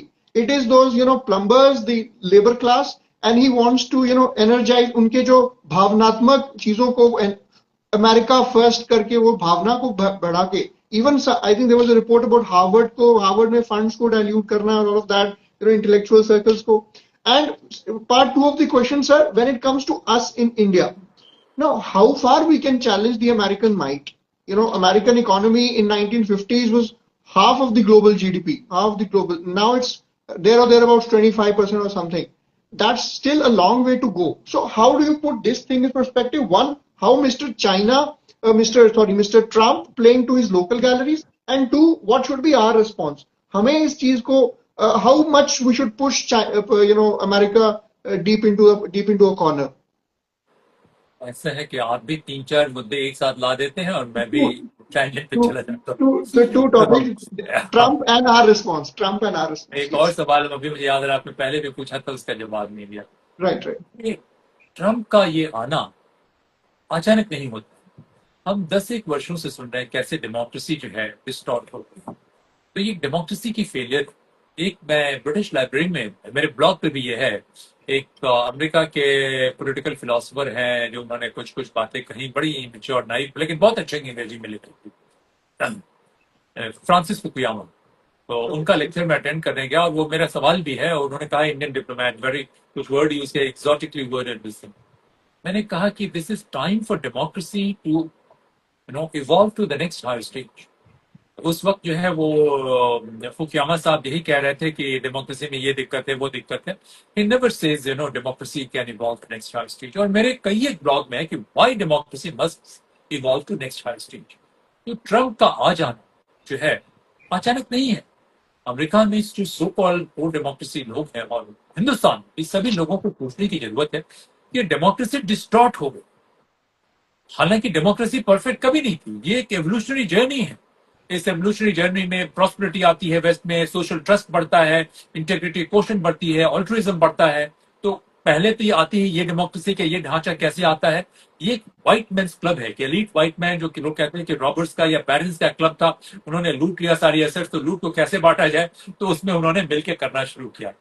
China कहता है कि उनकी भी peoples democracy है, limited democracy है, सारे लोग vote नहीं दे सकते हैं. तो एकदम कंफ्यूजन मॉडल से जो गार्जियन क्लास है वो देखता है, देखने के बाद लोगों को इंपावर करता है, तो वो भी डेमोक्रेसी है. मैं आपको बहुत इंटरेस्टिंग बात कहूंगा कि किसी डिप्लोमेटिक गैदरिंग में मैं था और मैंने वेस्ट की डेमोक्रेसी को क्रिटिसाइज कर दिया. तो उस समय बर्मा में बड़ी ये चल रही थी, तो उनके फॉरेन मिनिस्टर आया, मेरा हाथ पकड़ लिया, कहा exactly this is what we are saying, we also have democracy. तो मैं देखना शुरू किया, मैंने कहा अरे मैंने इनकी डेमोक्रेसी के बारे में कहा ही नहीं, वहां तो टोटल डिक्टेटरशिप है. तो कहने का मतलब ये था, पिछले काफी पुरानी बात है मैं जो कह रहा हूँ. तो मेरा कहने का मतलब है कि ये जो मॉडल है डेमोक्रेसी का, चाहे यूनिवर्सल एडल्ट फ्रेंचाइज, इसकी बहुत सारी स्ट्रेंथ है, इसका कोई शक नहीं. तो इसमें सोचने की जरूरत है कैसे ये डेमोक्रेसी डिस्टॉर्ट हो जाती है, कैसे आदमी को आता है डिसकंटेंट. तो है ही है. कोई भी सिस्टम, राजतंत्र भी, अगर उसमें भी लोगों का विश्वास कम हो जाए सिस्टम में, तो उसके अंदर भी खतरा हो जाएगा. चीन में तो हमेशा से तानाशाही रही है, लेकिन ऐसे ऐसे समय आए हैं कि किसान और दूसरे लोग मिलकर उन्होंने राजा का तख्ता पलट दिया है. उनसे डर के बेसिस पे बुनियाद थी. तो लोगों को टोटल डरा के आप रख नहीं सकते हैं. तो डेमोक्रेसी के भीतर एक क्राइसिस है और उसका सिम्टम है, डेमोक्रेसी की जो बीमारी है, उस बीमारी का सिम्टम है कि एक महाबीमार व्यक्ति आ गया है जो अपने जाता है कतर में, देखिए कि वहां से हवाई जहाज अपने लिए लेके आता है, दूसरे टेररिस्ट को कहता है हाँ चलो हमें भी कर दो, सारे जगह अपनी फायदे की बात कर रहा है, अपने प्राइवेट इन्वेस्टमेंट की बात कर रहा है. जिस तरीके से अमेरिका के इसमें कहा जा रहा है कि मॉनेटाइज कर दिया कि व्हाइट हाउस को भी इंश्योर करके पैसे कमाओ, ये जो है डेमोक्रेसी का बहुत ही गंदा और पुराना रूप है. उसी वजह से मैं कह रहा हूं कि डेमोक्रेसी को इवॉल्व होने की जरूरत है और ये एवोल्यूशन जो है डेमोक्रेसी में भारत को करने की जरूरत है. इंडोक्रेसी का डोमेन ने मैं 7 साल से रिजर्व करके रखा हूं. बहुत खुशी की बात है, जिन लोगों ने हमारी वीडियो ब्लॉक करते हैं उनको शायद पता नहीं चला, वरना ये वीडियो ब्लॉक कर दी गई होती. और देखिएगा कि जहां मैं जाता हूं पहले ये जो वीडियो होती है वो काफी चलती है, उसके बाद वो धीरे धीरे ब्लॉक करनी शुरू हो जाती है. तो कहने का यही मतलब है कि देखिए नवजोत, जब तक सोसाइटी में इंटेग्रिटी सस्टेनेबल नहीं, इंटेग्रिटी एक वर्च्यू नहीं, एक्सीलेंस के लिए स्कोप नहीं बनता है, तो डेमोक्रेसी का मायने नहीं होता है. क्रोनिक कैपिटलिज्म आ जाती है. भाई ये कहां डेमोक्रेसी है. आप देखें कि डेमोक्रेसी की कमी क्या है भारत में. हमारा सिस्टम क्या है? Merit based. हमारा सिस्टम क्या है? Competition based. हमारा सिस्टम क्या है? Excellence based. हम कैसे चाइना की इकोनॉमी आपसे 6 गुना अधिक हो सकती है? आपकी डेमोक्रेसी रिग कर दी गई है। कैसे रिग हुई है मुझे बहुत अच्छे से बहुत सी बातें पता है, लेकिन मैं कहना नहीं चाहूंगा कि वो बड़े सारे लॉ ऐसे रिग कर दिए गए कि आप कह ही नहीं सकते हैं। तो देखिए, जो हिंदुस्तान के स्टेक होल्डर है, आपने कहा हिंदुस्तान क्या खेल रहा है, उनको सोचने के लिए बड़े बड़े कॉर्पोरेट है कि यहां से हम वहां फंड ट्रांसफर कर देंगे। मैं कहता हूं कि कल तुम वहां जाओगे और एंटी ग्राफ्ट लॉ में जो है वेस्ट वाले तुम्हें पकड़ लेंगे, अरेस्ट हो जाओगे। रेसिज्म एक यूनिवर्सल फैक्ट है, लोगों को याद रखना चाहिए, खास करके हिंदुस्तान के कॉर्पोरेट सेक्टर के लोग जो हिंदुस्तान के बैंकों को लूट लूट के हेयर कट ले लेके जो है अपना ट्रेडिंग कर रहे हैं, बना रहे हैं। मैं उनको कहूंगा कि सबसे अधिक कोई वनरेबल है आने वाले 25, 50, 100 साल में, तो आपके बच्चे हैं और आपके बच्चों के बच्चे हैं। आप देखें कि कितने भाग ही गए ये एक अनफेयर सिस्टम के होने की वजह से। कुछ लोग करप्ट हैं, चोर हैं, क्या है हमें तो नहीं मालूम है, लेकिन एक जगह से आप भाग गए, तो कहने का मतलब आपके सिस्टम में कहीं ना कहीं तो कुछ ना कुछ तो कमी है। तो एक और मैं जो इसी कॉन्टेक्स्ट में मैं कहूंगा कि हिंदुस्तान के एक बहुत बड़े कॉर्पोरेट लीडर, नाम नहीं ले सकते क्योंकि वो डिस्कशन चैथम हाउस में था, उनको मैंने कहा कि आज भी हिंदुस्तान का जो कॉर्पोरेट क्लास है हिंदुस्तान के सिस्टम को सबवर्ट करना चाहता है। रिश्वत देके, ये करके, ड्राइविंग करके, अंडरहैंड करके, ये करके वो आप अपना काम कराना चाहते हैं। आप लोग क्यों नहीं रूल ऑफ लॉ, चलिए रूल तो थोड़ा सा आपने रिक कर दिया, 5%, 10%, अंडरस्टैंडेबल। क्यों नहीं रूल ऑफ लॉ में, fair and transparent criminal justice system है, इसमें क्यों नहीं इन्वेस्ट करते हैं? बोला अरे हमें काम करना है, हमें सर्वाइव करना है, जिंदगी खत्म हो जाएगी, ये कभी नहीं होगा। और अब आपकी बात मानने लगे। हमने कहा नहीं नहीं, दोनों में बैलेंस बना के तो चलिए। बोला नहीं, ये हो ही नहीं सकता है कि हर आदमी एक दूसरे के पीछे पड़ा हुआ है। तो कहीं ना कहीं एक बड़े डीप थिंकिंग की जरूरत है राउचो, कि 5 साल बाद, 10 साल बाद, 15 साल बाद, 20 साल बाद हम कहाँ जाएंगे। और ये इनोवेटिव थिंकिंग आ ही नहीं सकती है एग्जिस्टिंग ब्यूरोक्रेटिक मॉडल हो, एग्जिस्टिंग पॉलिटिकल मॉडल हो, या एग्जिस्टिंग कॉर्पोरेट के मॉडल हो, उन लोगों में आ नहीं सकती है। कुछ लोग थॉट प्रोसेस से सोच के आए, देख के आए कि नहीं, हम एक फेयर सिस्टम बनाए। देश एक ओपन जेल नहीं बन सकता। हमारे देश का मकसद ये नहीं होना चाहिए कि हम सारे लोगों को जेल में बंद करें।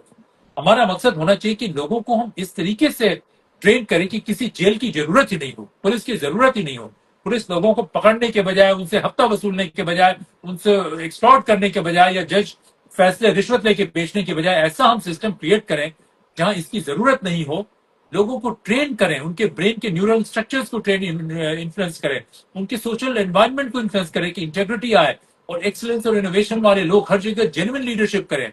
But sir, in a block कर दिया country गया of है।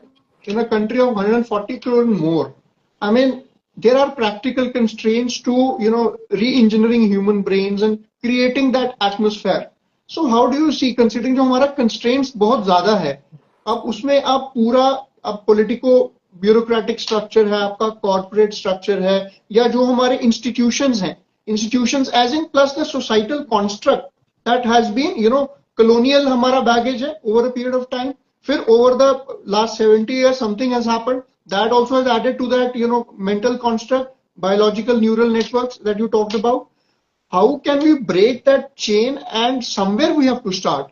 So do we go incrementally one step at a time, or we need a big jolt? How that comes about? Because changing the entire structure, because you understand things much more than me, how do you see this? I mean, what is the basic problem? वो main पंगा क्या है sir, कहाँ पे हम चीजों को change कर सकते हैं? जब सवाल पूछते हैं मेरे दिमाग में आइडिया आती है, फिर भी मैं भी ड्रिफ्ट करने लगता हूँ। देखिए, सोल्यूशन है लीडर्स। 10 लोग अगर मजबूत लीडर बन के जाए, पहली बात तो शायद बहुत कुछ हो सकता है। दूसरी बात है कि उनमें आपस में ट्रस्ट, कुछ मोडालिटीज पे एग्री करें, कुछ ट्रस्ट आए, तब बात बन सकती है। देखिए, हर एक लोगों को तो ओवरनाइट चेंज नहीं कर सकते। सारी चेंज मैं समझता हूं कि इंक्रीमेंटल होता है, लेकिन उस इंक्रीमेंटल की पेस क्या है? पूरे जब ह्यूमन रेवोल्यूशन हुआ है, चाहे वो आदमी जो 4 पैरों पे चलने वाले लोग 2 पैरों पे चले, फिर या उनका ब्रेन का स्ट्रक्चर कैसे जो है 600 ग्राम से 400 ग्राम से 1300 ग्राम पे पहुंच गया, ये जो ब्रेन की जो एवोल्यूशन हुई है, तो इसके कुछ फेजेस रहे कि लंबे फेजेस तक बहुत स्लो चेंज हुआ है, और कुछ फेजेस में बड़े फास्ट चेंजेस हुए है कि नहीं। तो दो चीजें, एक तो आइडियाज, एक तो विजडम, एक नॉलेज जो आज हमारे पास है। जितनी एक्सेस टू ह्यूमन नॉलेज हमारे पास है, उतनी शायद पहले कहीं नहीं। जितना इंटीग्रेटेड इंटरडिपेंडेंट वर्ल्ड आज है शायद पहले कहीं नहीं था। तो मैं समझता हूँ कि सारी सोल्यूशन की, मैंने सारी प्रॉब्लम्स की एक सोल्यूशन है, दैट इज लीडरशिप। कि अगर लीडर्स आए हर एक सेक्टर में वो चेंज कर दें, और लीडर का मतलब ये नहीं है कि भाई दूसरे लोग नहीं, और दूसरा एक मोड ऑफ कंडक्ट आप कहें, एक ब्रॉड प्रोसेसेस कहें, उसको करें। वो प्रोसेसेस लगातार इवॉल्व होते रहे। कोई भी चीज परफेक्ट नहीं होता, लेकिन मेरा यही मानना है at the core what lies is integrity. अगर इंटेग्रिटी नहीं है तो कैसे होंगे। डेमोक्रेसी में होता है क्या है कि बड़े जनरेशनल वेल्थ की एक समस्या है कि जो जनरेशनल वेल्थ का जो है, मैं कहूंगा तो बहुत लोगों का हिंदुस्तान में तो political political parties private limited company हो गई है।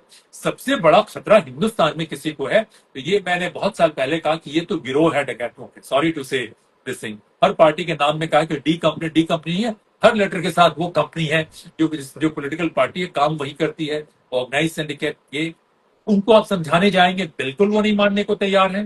वो सबसे बड़े डकैत्स में भी शायद थोड़ी रैशनलिटी आ सकती है, लेकिन जो भी पावर का एक नशा हो गया है वो आदमी तो डकैत से भी ज्यादा इरेशनल है, टिरानिकल है, ऑप्रेसिव है। हमारे स्कूल पॉलिटिक्स के दिनों में 80s की मैं बात कर रहा हूँ, हमारे साथ के लोग कहते हैं ये सबसे बड़े स्पॉट है, कोई सुनने को तैयार नहीं है। तो ये समस्याएं हैं, लेकिन उसके बावजूद बहुत सारे लोग हैं। तो मैं समझता हूं कि जिनका बहुत अधिक स्टेक है उसमें, जैसे मैंने कहा कि हिंदुस्तान के सो कॉल्ड कॉर्पोरेट लीडर जिनके पास बहुत अधिक पैसे हो गए हैं, मैं कहता हूं सबसे वनरेबल आप हैं। दो चार लोगों का तो देख रहे हैं। चलिए, आज आपको हालात अच्छे लग रहे हैं, हालात बदलते देर नहीं लगता। तो जो लोग आज बुरे हालत में फंसे हुए हैं, भाग रहे हैं, उनका भी बुरा हाल होगा। So is the case with political this thing कि भाई आपकी अगर एंसेस्ट्री बहुत अच्छी है, मजाक में लोग पेडिग्री कह देते हैं, मैं नहीं कहना चाहूंगा इसको, कि वो बहुत अच्छी है, तो जरूर आपकी एक इंपॉर्टेंस रहेगी। लेकिन आपने एक मजबूत सिस्टम नहीं बनाया, उसमें कंट्रीब्यूट नहीं किया, मेरिटोक्रेटिक सिस्टम नहीं बनाया, आप किसी तरीके से पावर पे बने रहेंगे तो आपको खतरा है। तो सारी समस्या की एक ही चीज है, जो having an open mind, thinking and a degree of altruism. हमारे यहाँ लोग क्यों संतों की ये करते थे कि संत बड़े सेल्फलेस होते थे। मैं आपको एक बात बताना चाहूंगा, कौटिल्य की बहुत सारी ओरिजिनल ट्रांसलेशन जो है, ब्रिटिश कोहिनूर चुरा के ले गए, ये चुरा के ले गए, लेकिन बहुत सारे हमारे मैन्युस्क्रिप्ट्स भी जो बचे हुए थे वो भी चुरा के ले गए। तो मैंने कहा, मैं कहता हूँ कि कम से कम बख्तियार खिलजी के तरह जलाया तो नहीं उन्होंने, चुरा के ले गए तो ठीक है। बख्तियार खिलजी ने भी जलाया होगा तो मैं कहूंगा कि हिंदुस्तानियों से मिलकर जलाया होगा, अकेले तो जला नहीं पाया होगा। तो कैरेक्टर की कमी तो हिंदुस्तान में हमेशा से रही है नहीं। तो उसमें जो सेजेस की बात आ रही है, तो वो कहते थे कि जो सन्यासी है, सेजेस है, तो उनको बहुत रिस्पेक्ट मिलता था। प्रीस्ट तो कुछ था ही नहीं, प्रीस्ट तो बड़ा इंफीरियर आदमी समझा जाता था। उसमें जो सो कॉल्ड नॉलेज परस्यू करने वाले लोग होते थे उनकी इंपॉर्टेंस होती थी, और वो नॉलेज परस्यू करने वाले लोग हेरिडिटरी नहीं होते थे। जो सो कॉल्ड ब्राह्मण होते थे वो हेरिडिटरी नहीं होते थे। वो जो भी अपने गुरुकुल में गया, सीखा, जिसमें एबिलिटी रही वो उसमें चला गया, तो वो ज्यादा रिस्पेक्टेबल था। लेकिन उन तमाम चीजों से ज्यादा ये सेजेस होते थे जो टोटली रिनाउंस कर चुके हैं, जो टोटली विजडम के हर ऊपर से निकल चुके हैं। इंफॉर्मेशन, नॉलेज, विजडम के बाद वो रिनाउंसिएशन पे आ गए हैं, उनको किसी चीज की जरूरत नहीं है। तो रिस्पेक्ट होता था। लेकिन उस वेश में किसी ने भी जरा सा भी फ्रॉड किया, बड़ी हाईएस्ट पनिशमेंट होती थी। किसी भी सन्यासी के पास जो है इतनी संपत्ति नहीं होती थी जितनी आजकल के बाबाओं के पास होती है, जितनी वो मटेरियल कंफर्ट बिल्कुल नहीं होता था। उनका देखभाल करना सोसाइटी की जिम्मेदारी होती थी कि वो सोसाइटी उनका देखभाल करती थी। तो this is what I am trying to say कि जो ऑल्ट्रुइज्म पे ये था, ऑल्ट्रुइज्म, इंटेग्रिटी जो बात होती, एक्सेलेंस, इनोवेशन, जो सेरेब्रल कैपेसिटी जो होती थी, इन चीजों का कॉम्बिनेशन मिलके ही लीडरशिप बनती है। कि जहां इमोशनल क्वोशंट बहुत अधिक हो, सोसाइटी को परसुएट करने की कैपेसिटी बहुत अधिक हो, और सिर्फ परसुएट करके पुराने स्क्रिप्चर पे जाने के लिए नहीं, बल्कि नॉलेज की तरफ से। उसमें भी दो है, एक तो भाई कंडक्ट को आप इंप्रूव करते हैं, दूसरा विजडम को इंप्रूव करते हैं, जो गुरुकुल हुआ करते थे। तो हमारी सारी चीजें उल्टी पुल्टी हो चुकी हैं। बट फिर भी मेरा विश्वास है कि जो कुछ हमारी अच्छी चीजें बची हैं, इसको लेके हम अगर अच्छे लीडर्स क्रिएट करें, I think we can find solution to most of our problems. अचानक कुछ भी नहीं होगा, लंबा समय लगेगा, बट पेस जो है बन जाएगा। और जो पावर की सिमेट्री भी है उसको भी हम हैंडल कर सकते हैं, इमीडिएट तो नहीं, लेकिन हाँ कुछ शॉर्ट टाइम में उसको भी मैनेज किया जा सकता है। Sir, do you see hope in whatever is current situation? अगर हम domestic थोड़ा सा देखें, do you see things going? Where do you see things going in the domestic scenario, socio-economic, political? Where do you see कहाँ किस मैं direction में हम मूव कर रहे हैं सर हम? डोमेस्टिक तो मैं बहुत दुखी हो जाता हूँ, हर जो अरे नवजोत, बहुत दुखी हो जाता हूँ डोमेस्टिक देख के, क्योंकि इतनी क्रिमिनलाइज्ड हमारी क्रिमिनल जस्टिस सिस्टम कभी नहीं थी। I am sorry to say this thing, और पता नहीं इसके क्या कॉन्सिक्वेंसेज हो गए, आई डोंट केयर। और this should be taken as a feedback कि लोगों के स्पाइन खत्म हो चुके हैं, जो सिविल सर्विस में हाईएस्ट लेवल पे लोग हैं उनके पास स्पाइन नहीं है। जुडिशरी में करप्शन का और कवर्डिस का और एरोगेंस का, कि जो कमजोर मिल गया तो उसको तो वो कुचल के रख देंगे, दूसरे को तो जितना डी इंडियनाइजेशन हो रहा है, मैं नहीं कहता ये भी हो रहा है, हमेशा से और लोग दुखी थे। मुझे वो 2009 से 2014 का वो फेज भी बहुत अच्छे से याद है कि टोटल डिसडेन था, और जितने कोई गमले में करोड़ों रुपए के गोभी उगा लेते थे लोग, वो साइंस कैसे थी वो आज तक मुझे समझ में नहीं आया।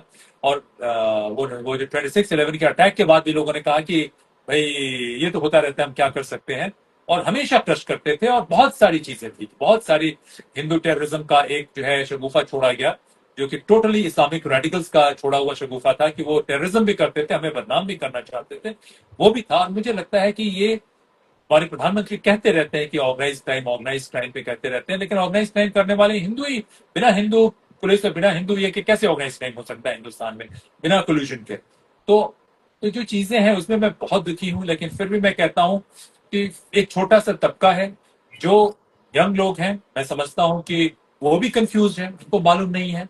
तो अगर बातें होती हैं तो देखिए, जो इंडिया का कैरेक्टर है, हमने बहुत सारी चीजें बर्दाश्त कर ली। अगर सही जगह से सही इसमें अगर 10 लोग 15 लोग अगर अच्छे कैरेक्टर के आ गए तो बातें जरूर ठीक होगी। देखिए, इस देश ने बहुत एक्सटर्नल इन्वेजन भी देखा है। हिंदुस्तान या हिंदुस्तानियत या जो भी है, हिंद कहें या जो भी कहें, या सनातन कहें या भारत खंड कहें या जम्बूद्वीप कहें, जो भी कहें, ये जो है एटर्निटी से शुरू हुई है। कितनी पुरानी हिस्ट्री हमें मालूम नहीं है। ठीक है, हम डिस्टॉर्ट हो रहे हैं, लेकिन इस डिस्टॉर्शन के बावजूद, इतने मुश्किल के बावजूद, यही अकेला एक देश है जिसमें ऑल्ट्रुइज्म का इतना बड़ा तबका अभी भी है। बहुत सारे गरीबों में भी आप देखिए, कुछ भी क्यों ना हो, उसमें इंटेग्रिटी है। तो मैं समझता हूं कि सही विजन, सही ये चीजें आए तो हमें बहुत निराश नहीं होना है। और आप जैसे यंग लोगों से मिलकर और मैं खुश हो जाता हूं कि आप में अभी भी जज्बा है इतना ज्यादा। तो आप जैसे लोगों में को देख के मुझे बहुत होप है। और सवाल अपने फायदे, अपने नफे, अपने नुकसान का नहीं है। आज भी मैं समझता हूं कि डेमोक्रेसी को कोई इवॉल्व कर सकता है तो वो इंडोक्रेसी है, और इंडोक्रेसी का मतलब यही है, हाई क्वालिटी ऑफ इंटेग्रिटी। ये ट्रेडर की डेमोक्रेसी, ये ब्रोकर की डेमोक्रेसी, उसको हम नकल करने की कोशिश कर रहे हैं, इससे हमें निकलने की जरूरत है। तो मैं बहुत ऑप्टिमिस्टिक हूं कि आने वाले 2-4 साल में एक बड़ा जबरदस्त मूवमेंट हिंदुस्तान में होगा, और वो स्टेटस को एंटे नहीं होगा। हम पीछे जाने के बजाय हमें सामने जाने की जरूरत है, और हम सामने जाएंगे। तो मेरी असेसमेंट है ये, लेकिन वर्तमान चीजों से निश्चित रूप से मैं बहुत दुखी हूँ। Right sir, right sir. Sir very बहुत ही आपने वैलिड पॉइंट्स को रेज किया। और पूरी डिस्कशन को अगर मैं ब्रीफली समराइज करने की कोशिश करूं तो हमने डिस्कस किया ट्रम्प टैरिफ से लेके what is happening with the China and Russia block, और हमारे जो साइकोलॉजिकल फिलोसॉफिकल लेवल पे इनकरप्टिबिलिटी की जो जरूरत है, we as a country, we as a society, how we need to go forward, तो उसके ऊपर भी काफी देखने की जरूरत है। How we need to build leadership, authentic leaders, incorruptible leaders who have spine, who have the courage to move forward. And that's how we, in the coming times to come, that's how we can, move forward. Something to add, sir? एक मैं कहना चाहता हूँ कि देखिए, society को manage करना भी बहुत जरूरी है। ये कॉलोनियल ढांचा जो करप्टेड डोमिनेटेड डिस्ट्रिक्ट, मैं कहता हूँ ये रिलिक डिमोलिश हो जानी चाहिए। हर एक डिस्ट्रिक्ट में कम से कम वहां के जो सबसे काबिल लोग हैं उनको क्राइटेरिया फिक्स कीजिए कि कौन इलेक्शन लड़ सकता है। वो लोग आए, उनके ये क्राइटेरिया कुछ लोग सिलेक्ट करें, तो डेमोक्रेसी में बहुत इवॉल्व करने की जरूरत है। ये ढांचा तो हमें कॉलोनी बनाए रखे हुए है। कुछ 50 लोगों को आपने कंट्रोल कर लिया, तो 50 लोगों से हिंदुस्तान को, 50 लोग सिर्फ आपको चाहिए, सही जगह पे आपने कर लिया तो हिंदुस्तान एक कॉलोनी बन सकता है। और हिंदुस्तान के स्टेक होल्डर 50 या 30 लोगों से भी बन सकता है, 40 लोगों से भी बन सकता है, कि कुछ सिस्टम बने हुए हैं, है कि नहीं। तो वो सिस्टम तो निश्चित रूप से उनको अपनी हिरारकी, अपने इसको फॉलो करना चाहिए। लेकिन ये 30, 40, 50 लोग अगर आपने कंट्रोल कर लिए, पूरे देश को कॉलोनी बना सकते हैं। तो ये बदलने की जरूरत है, खास करके ग्रास रूट्स लेवल पे। मैं कहूँगा कि जो भी डिस्ट्रिक्ट लेवल की जो बॉडीज हैं, जो पंचायत लेवल की बॉडीज हैं, ये नहीं कि उनको ब्लैंकेट पावर दे दीजिए, बिल्कुल नहीं। वहां से पॉलिटिकल पार्टीज विड्रॉ कर जाए, यूनिवर्सिटी और कैंपसेस से पार्टीज विड्रॉ कर जाए, ट्रेड यूनियन से पार्टीज विड्रॉ कर जाए, वहां पे उनके हिसाब के लोग रहें। बहुत स्ट्रिक्ट रेगुलेशन लाइए, तो यहाँ से एक शुरुआत हो सकती है। एजुकेशन सिस्टम बदलने की जरूरत है। इंफॉर्मेशन पैरेटिंग की बजाय पूरा आप उनकी बॉडी को सिखाइए, हेल्थ केयर को सिखाइए, सोशल एटिकेट को सिखाइए, टेक्निकल ये को सिखाइए। तो बहुत सारी चीजें बिल्कुल अचीवेबल है, जिससे रिजल्ट 3 4 5 साल में लगेगा। लेकिन सबसे बड़ी ऑब्स्ट्रक्ट जो चीजें कर रही हैं हिंदुस्तान के प्रोग्रेस में, मैं कहता हूँ पॉलिटिकल क्लास से भी ज्यादा, वो हमारी ब्यूरोक्रेसी का ढांचा और हमारी जुडिशरी का ढांचा। राइट सर, सर बहुत ही वैलिड आपने पॉइंट्स रेज किया। और सर जाने से पहले एक मैं जो भी ऑडियंस यंगस्टर्स हमारे साथ जुड़े हुए हैं, मैं चाहता हूं उनके लिए भी सर आप कुछ संदेश दें, जो भी मैक्सिमम एस्पिरेंट्स हैं वेरियस सिविल सर्विसेज एग्जामिनेशंस के, defence aspirants and youngsters who want to do something good in life. तो उनके लिए सर आपकी दो words of wisdom, because I have been reading lot of comments, so they have been liking the session. So नहीं, अगर उनको कोई सवाल है तो कहिए, पूछे, मैं जवाब दूंगा।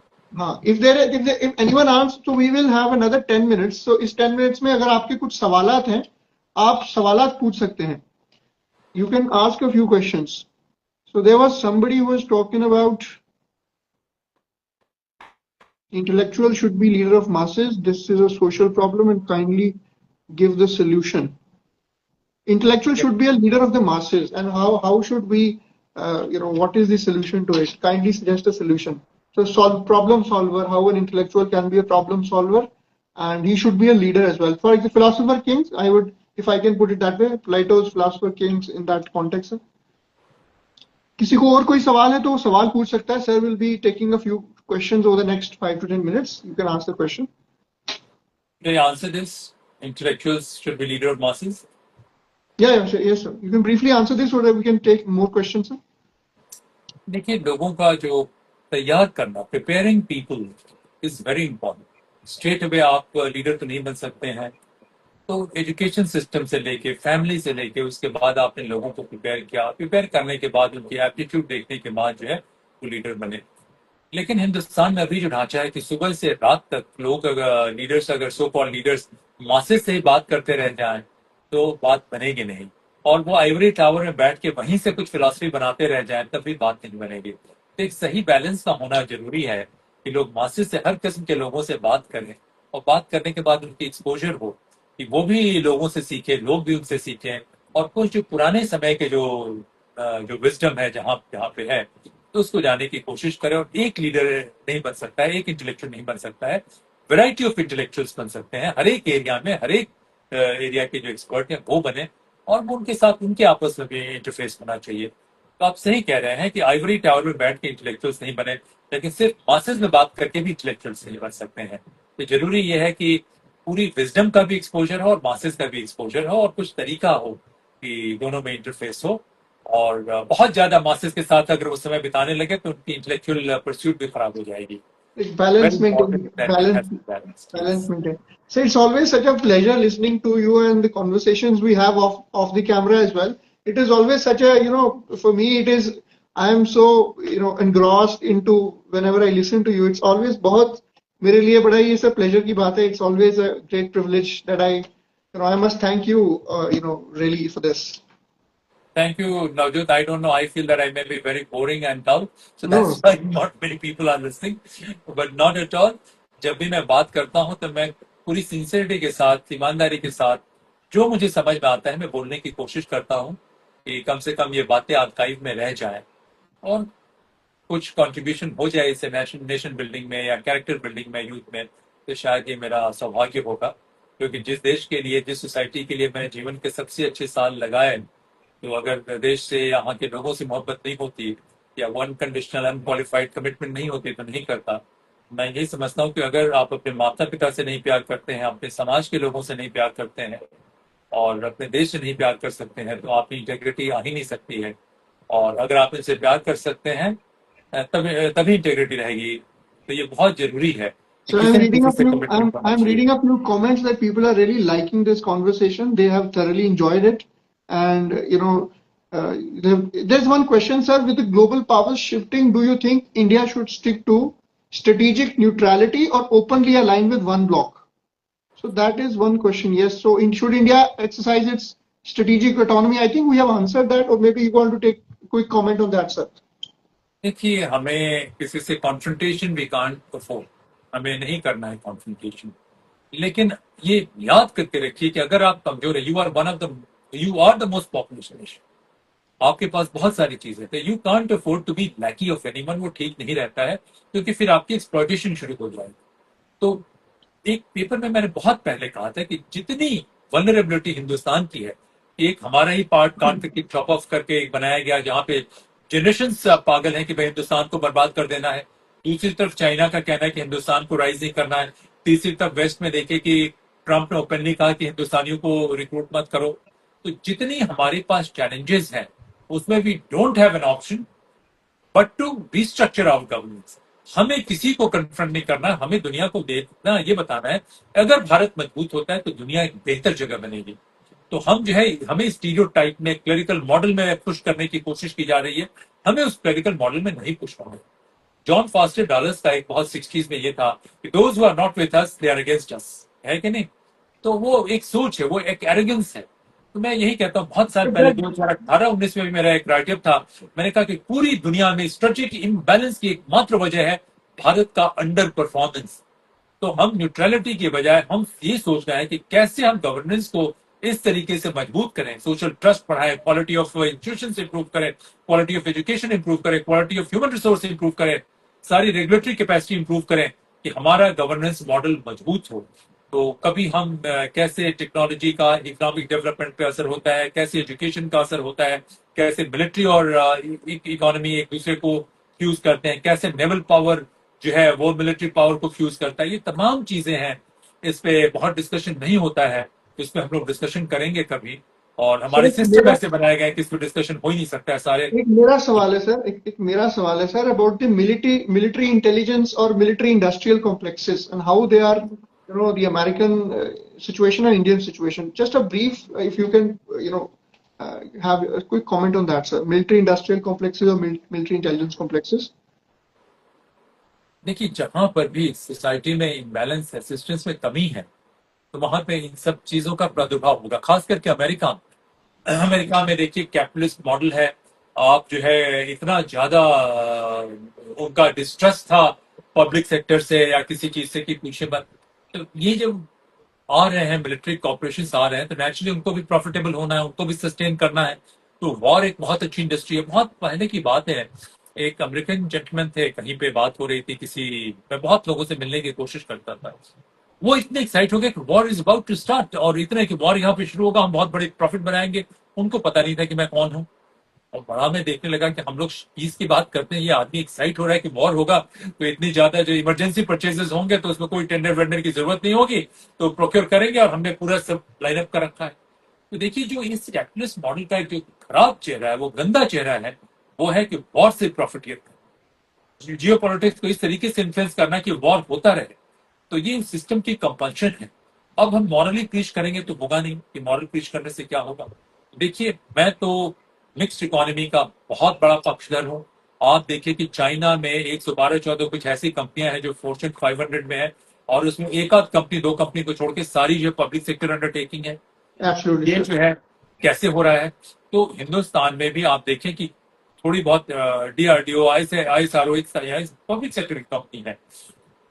हमारी साइकी कुछ अलग है। अगर हम इसको ठीक से रिस्ट्रक्चर कर पाते, इसमें पॉलिटिकल अपॉइंटीज बैठाने के बजाय लीडरशिप के जो प्रिंसिपल है, मैंने एक लीडरशिप का भी प्रिंसिपल मेरा है करने का, बहुत सारे प्रोसेसेस के भी प्रिंसिपल मेरे पास है जो मैंने बनाया, कि जिसमें quality of effort, quality of leadership, ये सब चीज की जा सकती है। तो अगर अच्छा लीडरशिप प्रिंसिपल बने, तो मैं समझता हूँ कि पब्लिक सेक्टर अंडरटेकिंग एक बहुत बड़ा नेशनल एसेट बन सकती है। कि चाइना में जो पीएसयूज हैं, उनकी वजह क्या है कि वो फंडामेंटल रिसर्च पे ज्यादा ये कर सकते हैं, आर एंड डी बहुत इंपॉर्टेंट हो जाती है। तो फंडामेंटल रिसर्च पे अगर आप ज्यादा इन्वेस्ट कर सकते हैं, क्योंकि प्राइवेट सेक्टर तो इमीडिएट रिटर्न चाहिए अगर कहीं भी इन्वेस्ट कर रहा है, लॉन्ग टर्म रिटर्न नहीं कर सकता है। इनके पास लॉन्ग टर्म में इन्वेस्ट करने के लिए पास पैसे होंगे, और प्राइवेट सेक्टर का बहुत सारा पैसा वेस्ट होगा। आप देखिए कि किसी But sir, हिंदुस्तान के PSUs are holding us back, because in the 90s also, post 90s and otherwise also, we had to divest a lot of resources because lack of नहीं नहीं efficiencies also. नहीं, वो पीएसयू का इतना simple formula नहीं है। उसमें आपने पॉलिटिकल अपने अपॉइंटमेंट ले लिया, और उसके बाद उसके लूट रहे हैं, पॉलिटिकल क्लास पीएसयू को लूट रहा है। मेरा यही कहना है कि पीएसयूज में भी आप अकाउंटेबिलिटी, एक लीडरशिप के प्रिंसिपल की जो बात मैंने कही, कि लोगों के क्वालिटी ऑफ एफर्ट आप करें। पीएसयू में मैसिव करप्शन है, तनख्वाह आप लोगों को कम दे रहे हैं, तनख्वाह उनको रीजनेबल दीजिए, कि चोरी का स्पेस नहीं रहे। आपके जानते हैं अमेरिका में भी बड़ी कंपनीज लूटते हैं वहां पे भी, लेकिन बड़ी कंपनीज में भी कंपनी कैसेट आप लूट के दाएं बाएं नहीं जा सकते हैं कि कंपनी की गाड़ी से जा रहे हैं तो कंपनी के पर्पज से जाएं। ये नहीं कि कंपनी के पैसे से आपने रिहाना को बुलाकर डांस करवा दिया, यहाँ करवा दिया, ये सब वहां नहीं चल सकता है कि बहुत Right. सारा आप यहाँ से लूट लाट के कर दिए। तो ये चीज के थ्रू दूसरे पावरफुल लोग लूटा करते थे, उस वजह से दिक्कत हुआ करती माई थी। बाप कल्चर, सर माई बाप कल्चर जो हमने कॉलोनियल हेरिटेज से लेके आए। हाँ, तो देखिए ऐसा है कि चाइना की जो ये बात मैं कर रहा हूं, मैं नहीं कहता हूं कि उनकी चीजें परफेक्ट है, लेकिन उनके पीएसयूज में या उनके ब्यूरोक्रेसी में भी बड़ी स्पेशलिटी है। आप उस एरिया की स्पेशलिस्ट है तभी उस एरिया में लीडर बन सकते हैं। ये नहीं कि आज आपने कुछ मैनेज किया, कल कुछ और मैनेज किया, परसों कुछ और मैनेज किया। ये माई बाप सरकार का ही तो मॉडल है। आप लीडर तो बन ही नहीं सकते हैं, आप कंट्रोलर बन सकते हैं। तो So यही जो as we were discussing earlier of the record as well, that how India is being run by the politicians and China more so by technocrats, people who have the expertise of the right amount of people at the correct people at the correct place. And also, sir, how do you see this in Indian parlance? आप इसको कैसे आप थोड़ा वो कर सकते हैं हम इसको, how we can bring more technocracy in our more than specialized people at the correct positions? देखिए, एक मैंने 2019 या 20 में एक मैंने सेमिनार किया था, कैसे पॉलिटिकल पार्टीज में रिफॉर्म की जरूरत है। बहुत कम व्यूअरशिप उसको मिले, उसको ब्लॉक कर दिया। कि उसको क्यों ब्लॉक किया गया, मेरी असेसमेंट क्या है मैं कहना नहीं चाहूंगा। क्यों? क्योंकि जब पॉलिटिकल पार्टीज आपकी प्राइवेट लिमिटेड ब्रोकरेज सिंडिकेट हो जाती हैं तो क्या आप उनसे उम्मीद करेंगे? और इसके क्यों होता है, इसकी मेरी असेसमेंट है। और कभी भी ऐसे असेसमेंट पे मैं गलत नहीं गया हूँ कि मैं कहता हूँ ना कि हमारे पास एक आंख होती है, सबके पास तो नहीं, जो कोशिश करेगा जो, तो मैं आपकी आंख में देखता हूँ, आपके चेहरे को देखता हूँ, तो आपके ब्रेन का स्ट्रक्चर क्या होगा मैं थोड़ा सा एसेस कर पाता हूँ। आपकी सिचुएशन में कैसे बिहेव कर सकते हो वो एसेस कर पाता हूँ। So और please किसी tell, भी please tell what you see, sir. तो I would आपके like बारे to. में तो मैं पॉजिटिव ही देखता हूँ। तो जरूर हम सभी की दिक्कतें हैं, थोड़ा इमोशनली हमें स्ट्रांग रहने की, काम रहने की जरूरत है। अगर आप मुझसे पूछेंगे तो आपकी थोड़ी सी एपिगडाला एलिवेटेड होगी, जिसका मुझे ये जिसको काम करने की जरूरत है, और कोई ये नहीं देखता हूँ। बट आप बहुत अच्छी सेरेब्रल कॉर्टेक्स होगी आपके और लोगों के मुकाबले, है कि नहीं? इससे मुझे कोई कंफ्यूजन नहीं है। एनीवे, बाद में उसकी चीजें हम बात करेंगे। तो ये Right. क्यों है? इसी में मैं समझता हूँ कि एक पार्टी के जो लीडर है, अगर थोड़ा सा वो ऑल्ट्रिज्म और जेनरोसिटी दिखाए तो वो इतिहास बदल सकते हैं। कि भाई 1 से 2 टेन्योर, लीडर कौन बनेगा उसको क्लासिफाई करना, बहुत सारी चीजें हैं। और मेरा एक मानना है कि स्टेट में पार्टीज अलग हो, सेंटर में पार्टीज अलग हो, और 2 टेन्योर से अधिक तो कोई, या 1 टेन्योर से अधिक कोई ना चीफ मिनिस्टर बने ना कोई प्राइम मिनिस्टर बने। तो ये मेरा मानना है। और जो भी बने एक चेन ऑफ सक्सेशन बना रहे। देखिए, जो डंग शाओपिंग ने कहा, मैं नहीं कहता उनकी नकल करनी, लीडर के एट्रीब्यूट क्या होने चाहिए। कोई कमेटी बनाए, बोले कि भाई ये एट्रीब्यूट होने चाहिए, और वो एट्रीब्यूट पे इवेल्युएट होने के बाद 5, 7, 8 लोग जाए, और उन्हीं 5, 7, 8 लोगों पे वोट किसी पार्टी से हो। और 3 से 4 पार्टियां नेशनल लेवल पे, हर 2 से 3 या 4 पार्टियां स्टेट लेवल पे, 4 से अधिक तो बिल्कुल नहीं। और हर पार्टी में एंट्री एग्जिट का ये तरीका हो। एक पार्टी से आप दूसरी पार्टी में जाए तो भाई साल भर का या 2 साल या 3 साल का ये रहे। तो ये वेस्टमिंस्टर मॉडल में भी मुझे बिल्कुल विश्वास नहीं है कि जिसको रिक कर लिया गया है, और लॉन्ग टर्म इसमें भी मुझे विश्वास नहीं। तो बहुत सारी चीजें, एक पॉलिटिकल पार्टीज की फंडिंग की मैं बात करता हूँ। इलेक्शन का कॉस्ट बिल्कुल जेएनयू में जो पहले प्री 90s जो हुआ करता था कि कोई भी ग्रास रूट पे कोई भी वहां प्रिंटेड पैम्फलेट तक बनाते, लोगों को हाथ से लिख के लिमिटेड जगह पे कैंपेन करना होता था। ब्रिटेन में भी यही है कि ये नहीं कि आप रोड शो करेंगे, ड्रामा करेंगे, बिल्कुल रोड शो वगैरह बैन हो जाना चाहिए। आप एक जगह जाइए, बताइए कि ये मेरे ये चीजें हैं, ये मेरी खासियत है, और करो। देखिए, मेरा मानना है कि अफ्रीका से लेके, अमेरिका से लेके, हिंदुस्तान से लेके हमारी क्रिमिनल जस्टिस सिस्टम जो है उसमें बहुत सब्सटैंशियली सबवर्ट कर दी गई है, और अब ब्यूरोक्रेसी भी सबवर्ट कर दी गई है फॉरेन डीप स्टेट्स के थ्रू।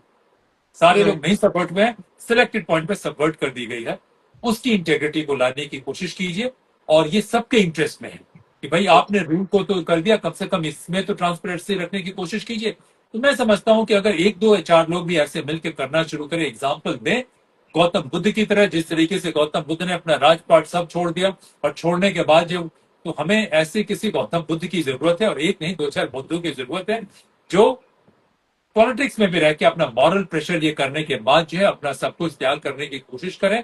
तो शुरुआत वहां से हो सकती है नवजोत। तो आप Sir, देखिए, किसी को ब्रेन वॉश कीजिए। sir, such a very insightful comment that actually I couldn't agree more with you on this. And actually, that is something that is much needed. And I, as much as I would want to continue the discussion, I am sure I'm also tired. your vocal cords, I don't want to, because I know you should take rest now also, because it's been a long discussion as well, sir. And as I can see, the people are really liking the discussion, sir. And I am sure we would like to continue this exercise in the coming weeks as well. And we'll pick up a specific topic and we will seek sir's kind audience and his time if he's available, because he's engaged in various other pursuits and engagements. We will find if sir can excuse us with some time in from his schedule coming forward in the coming weeks.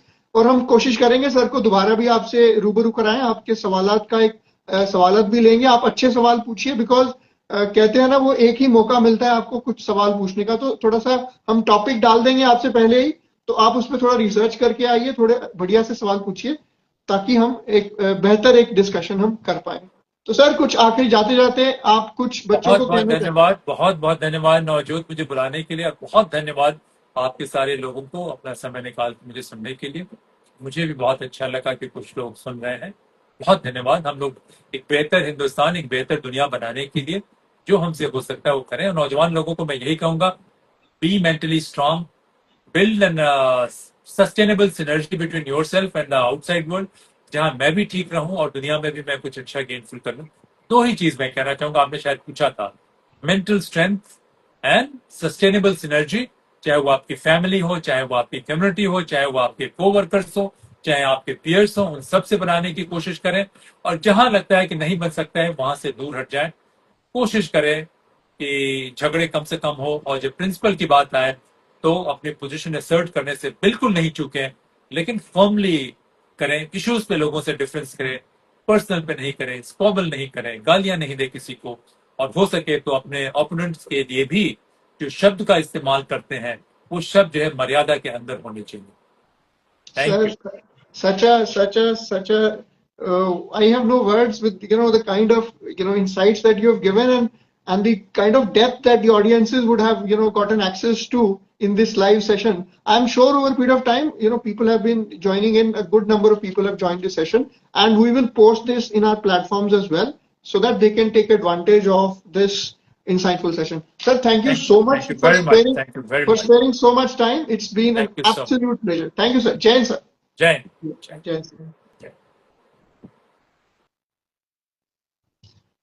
So I think this was Jitendra Ojha, sir. I am sure you guys must have thoroughly enjoyed the conversation.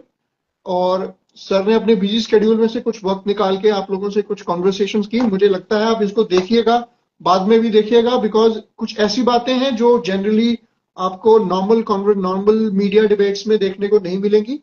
सो आप कोशिश कीजिए कि sir की जो बातें हैं, sir ने कहा है कि mental fortitude and discipline and establish synergies in various aspects of your life. I think that is what you should be focusing on, and that should be your approach.